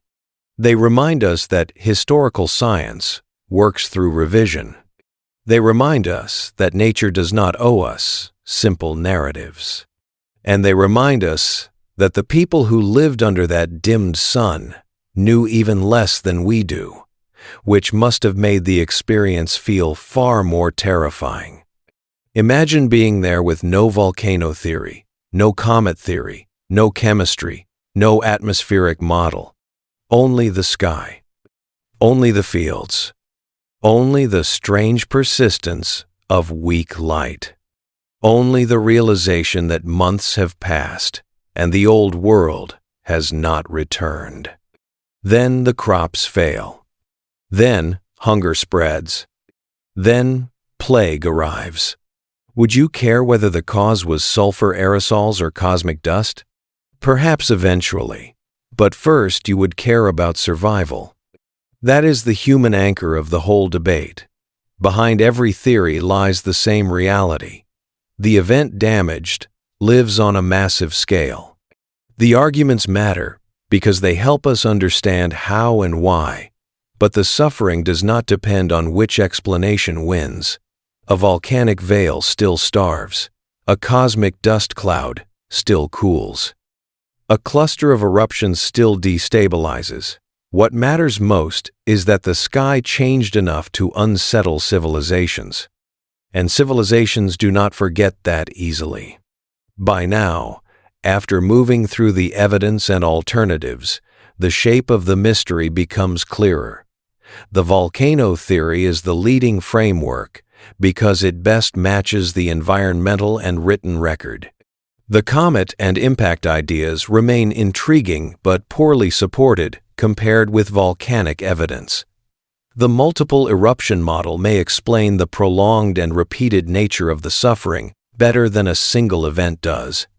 And even with all that, the picture is still incomplete enough that honest scholars leave room for correction, refinement, and surprise. That honesty is important. It means admitting that some of the event will likely remain out of reach. The past does not preserve itself evenly. Ice cores tell us some things and conceal others. Texts survive by chance. Archaeological destruction removes clues as often as it reveals them. Precision fades with time. Perhaps one day new evidence will sharpen the case dramatically. Perhaps another core, another tephra analysis, another regional climate reconstruction will shift consensus. But even then, the darkness of 536 will probably keep some of its mystery because the total experience was broader than any one data point can capture. A darkened world is more than a physical event. It is also a psychological event, a social event, a moral event, an interpretive event, and those layers do not fossilize neatly. So where does that leave us? It leaves us with a paradox. The event is both better understood and still profoundly uncertain. We know enough to reject the idea that the chroniclers imagined it. We know enough to take the suffering seriously as environmental history, not legend. We know enough to see volcanism as central. But we do not know enough to say the case is closed. That paradox is not a weakness of the story. It is the story. It is why the year 536 keeps returning in books, essays, documentaries, and debates. It offers the rare combination of evidence and abyss, enough proof to grip the mind, enough uncertainty to keep it restless, enough human suffering to matter, enough unanswered detail to feel haunting. And after all the theories, all the chemistry, all the chroniclers, all the reconstructed climate curves, one conclusion rises above the rest. Whatever darkened the sky, the result was catastrophic. The sun lost its force. The seasons broke. The harvests weakened. The world grew hungry. Disease found its opening. And the people living through it had to endure all of that without ever truly knowing what had begun it. That may be the most unsettling truth of all. Not simply that the world darkened, but that the reason remained hidden while the consequences unfolded in full view. The sky became a warning without explanation. Suffering arrived before understanding. And by the time later generations began trying to solve the mystery, the dead were long gone, the fields had recovered, and the original event had dissolved into layers of ice, wood, and memory. Which brings us to the final question. If the exact cause remains partly uncertain, why does the year 536 still matter so much? Why do historians keep returning to it? Why do some call it one of the worst years to be alive? And what does a darkened sun, 15 centuries later, still have to teach us about the fragility of the world we think we know? Some years become famous because of what people achieved in them. Others become unforgettable because of what people survived. The year 536 belongs to the second category. It has been called, by some modern historians and commentators, one of the worst years to be alive. That phrase is dramatic. It is built to arrest attention, and on first hearing, it can sound exaggerated. After all, history is crowded with terrible years. Years of war, conquest, massacre, famine, collapse, plague, enslavement, fire, and ruin.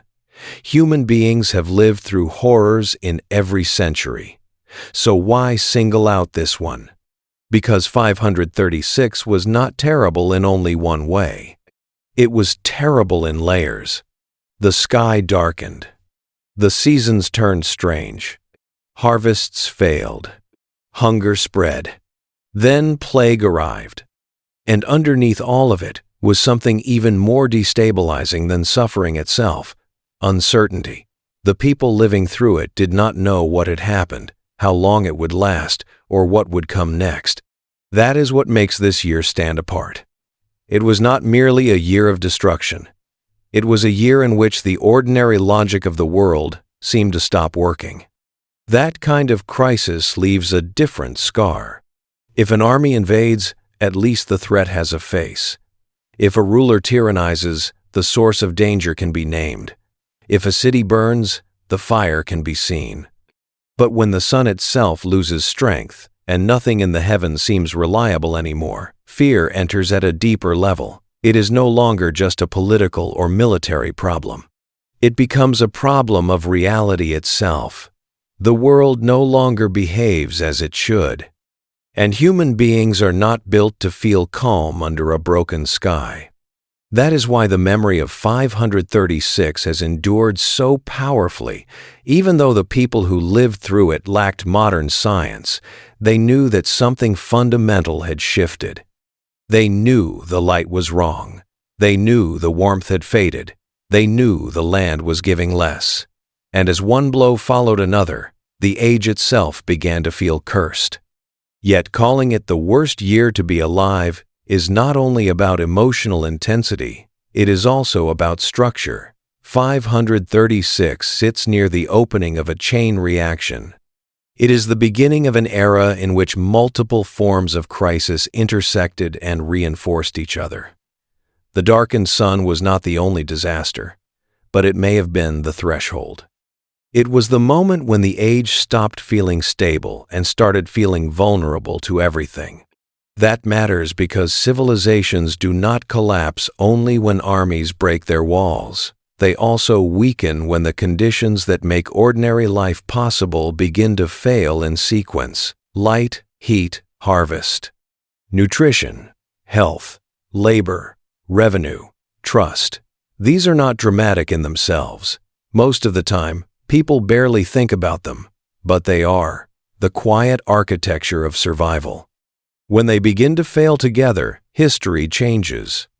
536 may not have destroyed the world in an instant, but it taught large parts of the world how fragile the world already was. Consider what this would have felt like for an ordinary person. Not an emperor, not a bishop, not a chronicler, but someone whose life depended on the seasons being predictable. A farmer in Italy, a laborer near Constantinople, a mother in Syria, a merchant in Alexandria, a family in a Chinese province facing summer frost and poor harvest. For people like them, the event did not arrive as a theory. It arrived as sensation and consequence. The light looks wrong. The air feels colder. The crop is weak. Bread costs more. The child is thinner. The rumors are darker. The sickness is spreading. At what point, living through that sequence, do you stop believing the world will correct itself? That question may be the emotional center of the entire story. Because the terror of 536 was not simply that disaster happened. It was that disaster persisted long enough to destroy confidence in normality. Each new season had the power to restore hope, and each damaged season had the power to crush it again. Over time, even survival becomes exhausting when it must be carried under constant uncertainty. That is one reason historians return to this year so often now. It is not merely a curiosity of atmospheric history. It is a case study in cascading fragility. One environmental shock can move through climate, agriculture, economy, disease, and politics with terrifying speed. One dimmed sun can become many different forms of human suffering. The event exposes a truth that every era likes to ignore about itself. Systems that look powerful are often far more dependent on stable natural conditions than they realize. The Roman world, even in its transformed late antique form, still possessed enormous sophistication. The Eastern Empire had law, taxation, administration, long-distance trade, urban life, military power, and monumental architecture. Yet none of those achievements could compel the sun to brighten. None could command the harvest to recover on schedule. None could keep plague from taking advantage of weakened bodies and strained supply routes. The age had institutions, but institutions are not immunity. That is part of what makes the year so haunting. It reveals the limit of human organization against environmental rupture. And this is not merely a story about ancient weakness. That would be too easy and too comforting. It is tempting to imagine that the people of the 6th century were simply more vulnerable because they lacked modern technology. That is true to a point. They had no satellites, no refrigeration, no industrial agriculture, no epidemiology, no modern medicine, no global emergency response. Their exposure to nature was more direct, and their margin for error smaller. But that is not the whole lesson. The deeper lesson is that every civilization, including highly complex ones, depends on background stability. We all live on assumptions we rarely notice until they fail. The light will come. The seasons will follow. Food systems will function. Supply lines will hold. Disease outbreaks will remain manageable. The atmosphere will continue behaving inside familiar bounds. Most days, those assumptions feel almost too basic to mention. The people of 536 learned what happens when one of those assumptions fractures. And later generations kept learning that the fracture was not confined to 1 year. That is another reason the phrase "worst year to be alive" carries weight. Even if the exact ranking is impossible and a little theatrical, the expression captures the opening shock of a bad age. 536 was not necessarily the single most lethal year in absolute numbers. Later plague waves may have killed more in specific places. Other historical years have seen even greater direct slaughter. But 536 stands out because it signaled a collapse in confidence at the level of nature itself. It was the year the warning became visible. The year the sky announced that the old stability was gone. And once that warning appeared, societies were forced to live inside its consequences. For some historians, the year also matters because it may mark the beginning of a broader climatic shift, sometimes described as the Late Antique Little Ice Age.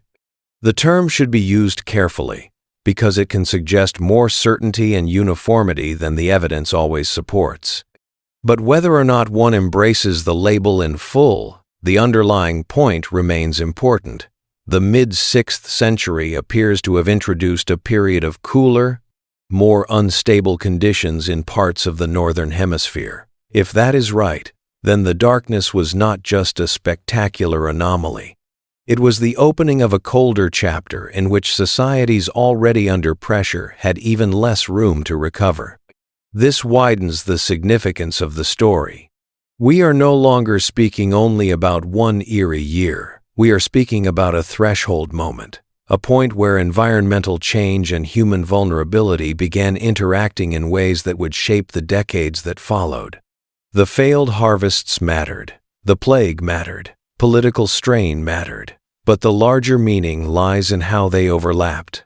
The world of late antiquity did not simply face isolated misfortunes. It entered a phase in which shocks accumulated faster than recovery. That is how the phrase "worst year" earns its power. Not as a mathematical statement. As a recognition of convergence. Think about that convergence again. A dimmed sun, cooling temperatures, agricultural losses, food insecurity, movement of stressed populations, strain on state capacity, recurring disease. The human mind naturally wants to treat these as separate topics because that makes them easier to analyze. But people living through them did not experience separation. They experienced continuity. The sky looked wrong. The crops suffered. Prices changed. Bodies weakened. Plague came. Governance strained. These were not separate rooms in a museum of disasters. They were one hallway, and the people of the time had to walk through it without knowing where it ended. That continuity is what makes the story emotionally overwhelming even now. And it also explains why the year continues to fascinate modern audiences. We recognize something familiar in it. Not the exact form of suffering, but the pattern. A system that appears vast and durable is struck by a natural shock. The shock reveals hidden dependencies. Consequences cascade into areas once treated as separate. Uncertainty becomes as destabilizing as the damage itself. Arguments break out over causation, timing, and responsibility. People struggle not only to survive, but to understand. 536 feels ancient. It also feels alarmingly modern. Of course, we should not flatten the differences. The 6th century was not the 21st. Their technologies, beliefs, diets, political structures, and scientific horizons were radically different from ours. But the underlying principle remains unchanged. Civilization is more tightly coupled to environmental stability than it likes to admit. The story of 536 is therefore not only a tale of ancient misfortune, it is a warning against arrogance. We are never as separate from nature as we imagine ourselves to be. The people of late antiquity probably thought in different terms. Many would have read the darkened sky through divine judgment, cosmic disorder, or providential mystery. That was the language available to them. We use the language of aerosol loading, volcanic forcing, paleoclimate proxies, and ecological vulnerability, But beneath the change in vocabulary lies a similar human instinct. When the world ceases to act normally, we search desperately for explanation, because explanation is how we begin to feel less helpless. In that sense, the chroniclers and the scientists are part of the same story. The chroniclers said, "This happened." The scientists ask, "How?" The historians ask, "What did it do?" And the deeper human question beneath all three is the same. What does it mean when the world we depend on stops behaving? There is another reason 536 matters. It reveals how memory forms around environmental disaster. Political events often leave obvious records: treaties, decrees, wars, monuments, dynasties. Environmental shocks leave stranger traces: a phrase in a chronicle, a complaint in a letter, a harvest anomaly, a mortality shock, sulfate buried in polar ice, narrow rings in ancient trees, a pattern of settlement stress. No single fragment tells the whole story. But together, they create a ghost image of catastrophe. That ghost image is precisely what makes the event so compelling. It is not fully visible, yet it is unmistakably there. And maybe that is fitting. A dimmed world should come to us dimly, not as complete clarity, but as a partially lit landscape where enough can be seen to know we are looking at something real and terrible. This partial visibility also helps explain why modern retellings sometimes sound more certain than scholars themselves would be. Popular history loves a dramatic label. The sun disappeared, the darkest year, the worst year to be alive. These phrases carry emotional force, and they are not baseless. But the deeper truth is subtler and, in many ways, more powerful. The sun did not literally vanish. Its strength was muted. The world did not end. It was damaged. The year was not uniquely horrible because of one spectacular event alone. It was horrible because it opened into a cluster of disasters that stripped away one layer of security after another. In a way, that is worse than a single dramatic apocalypse. Apocalypse, at least, offers finality. 536 offered continuation under worsening conditions. The people living through it did not get to say, "This is the end." They had to keep planting, trading, praying, governing, and burying under a sky that no longer inspired confidence. They had to endure not only fear, but duration. And duration is often the harder burden. It is easier to picture sudden catastrophe than chronic instability. Yet chronic instability is what breaks societies over time. A bad year might be endured. Several bad years reorder everything. Food systems weaken, birth rates shift, death rates rise, debt becomes more punishing, migration increases, local conflicts intensify, trust in leadership becomes more brittle, religious interpretation becomes more urgent, and memories of the before world begin to take on the glow of lost normality. That is exactly the kind of transformation 536 seems to have triggered. It created a before and after. Before the dark sky, life may still have been hard, but the rhythm of the world remained familiar. After the dark sky, familiarity itself was suspect. The sun had become unreliable. The seasons could no longer be trusted. What had once been background certainty was now an object of fear. That psychological shift may be one of the greatest reasons the year mattered. A society can survive material hardship and still retain confidence if it believes order will return. But once the underlying order of the natural world begins to feel unstable, fear sinks deeper. The crisis is no longer only external, it becomes existential. People begin to wonder not just how they will survive, but what kind of world they are now living in. And that question, once asked at scale, echoes across institutions. How does an empire govern under a sky that suggests judgment?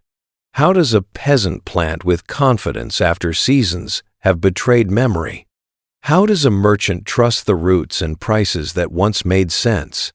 How does a parent reassure a child when the sun itself looks wrong? How does any community maintain emotional balance when every new abnormality confirms the old fear? These are not romantic questions. They are the human reality of environmental trauma.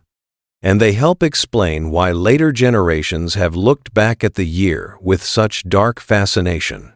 536 is not merely one more bad date in a list of calamities.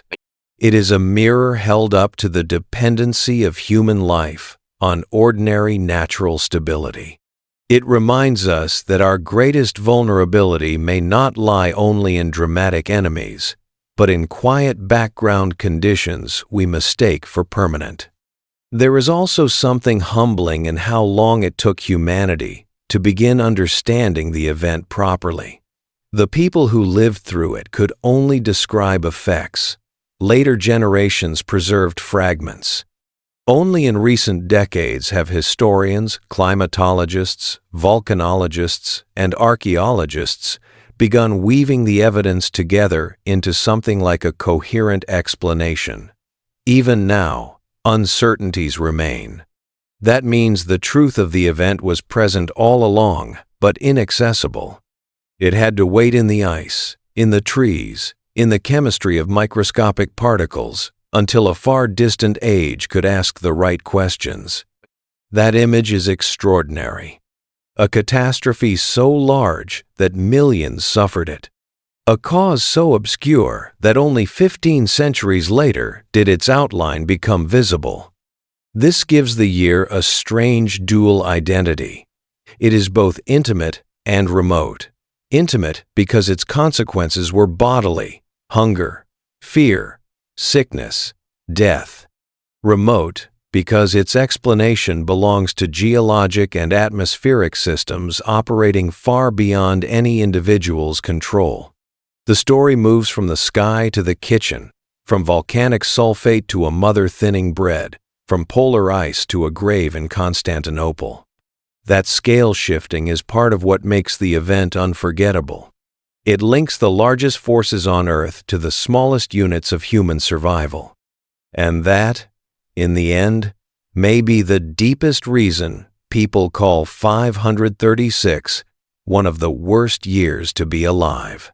Not because it was dramatic in a single theatrical sense, but because it exposed how many layers of life can be damaged at once. It was a year when nature, economy, health, and psychology all began turning against ordinary security. It was a year when human beings looked upward for reassurance and found only weak light. Yet there is one more reason the story endures. The sun came back. That matters. The world did not remain permanently dim. The atmosphere eventually cleared. Seasons, in many places, regained more familiar shape. The sky did not stay broken forever. And still, when the light returned, the world it shone on had changed. People had died. Crops had failed. Families had been scattered. States had been strained. Plague had entered the bloodstream of the age. A restored sun could not undo what had happened beneath its absence. This gives the story its final sadness. The return of light was not the return of innocence. For many communities, by the time the skies improved, the damage had already spread too far. Hunger had done its work.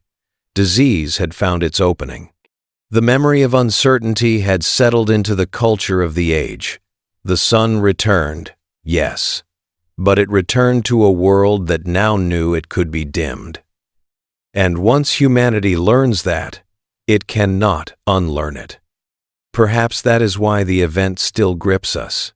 We do not just hear in it the story of an ancient disaster. We hear the shattering of an illusion. The illusion that the background conditions of life are guaranteed. The illusion that the sky will always remain quietly cooperative. The illusion that complexity equals resilience.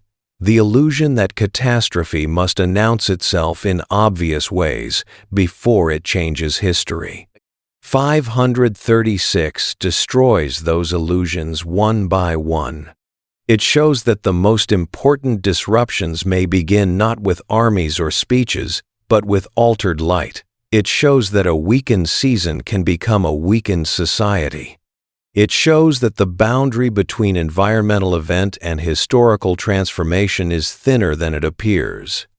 And it shows that some of the gravest crises are recognized first, not by rulers, but by farmers, laborers, parents, and the hungry. So was it truly the worst year to be alive? No one can prove that in an absolute sense. History does not offer a scoreboard for suffering. Too many ages have burned, starved, drowned, and bled for any single year to claim unquestioned supremacy. The phrase is a modern shorthand, not a measurable verdict. But as shorthand, it captures something real. 536 was the kind of year that changes how people understand the world. It was the kind of year that turns ordinary certainty into permanent unease. It was the kind of year whose consequences do not stay in their lane, but spill into every part of life. And in that sense, the phrase earns its place. Because if you had stood beneath that pale sun, if you had watched the warmth drain from the year, if you had seen the fields weaken, the prices rise, the bodies thin, the rumors spread, the plague advance, and the old confidence die, you would not have needed a historian to tell you that you were living in one of the hardest moments any generation could endure. You would have known it already. You would have felt it in the sky. You would have felt it in the soil. You would have felt it in your own body. And perhaps that is the final meaning of 536. Not merely that something mysterious darkened the world, but that the darkening revealed truths human beings prefer to forget. That stability is fragile, that nature is not passive, that empires are mortal, that suffering often comes in chains, not single blows. And that understanding usually arrives after the damage, not before it. The chroniclers did not know about aerosols or ice cores. The scientists do not know every detail the chroniclers lived through. Between them stands the event itself, real, vast, partially hidden, and unforgettable. A year when the sun lost its strength. A year when the world lost its confidence. A year when ordinary life became a test of endurance under a sky that no longer made sense. The light eventually returned. But for millions, the world it returned to was never the same.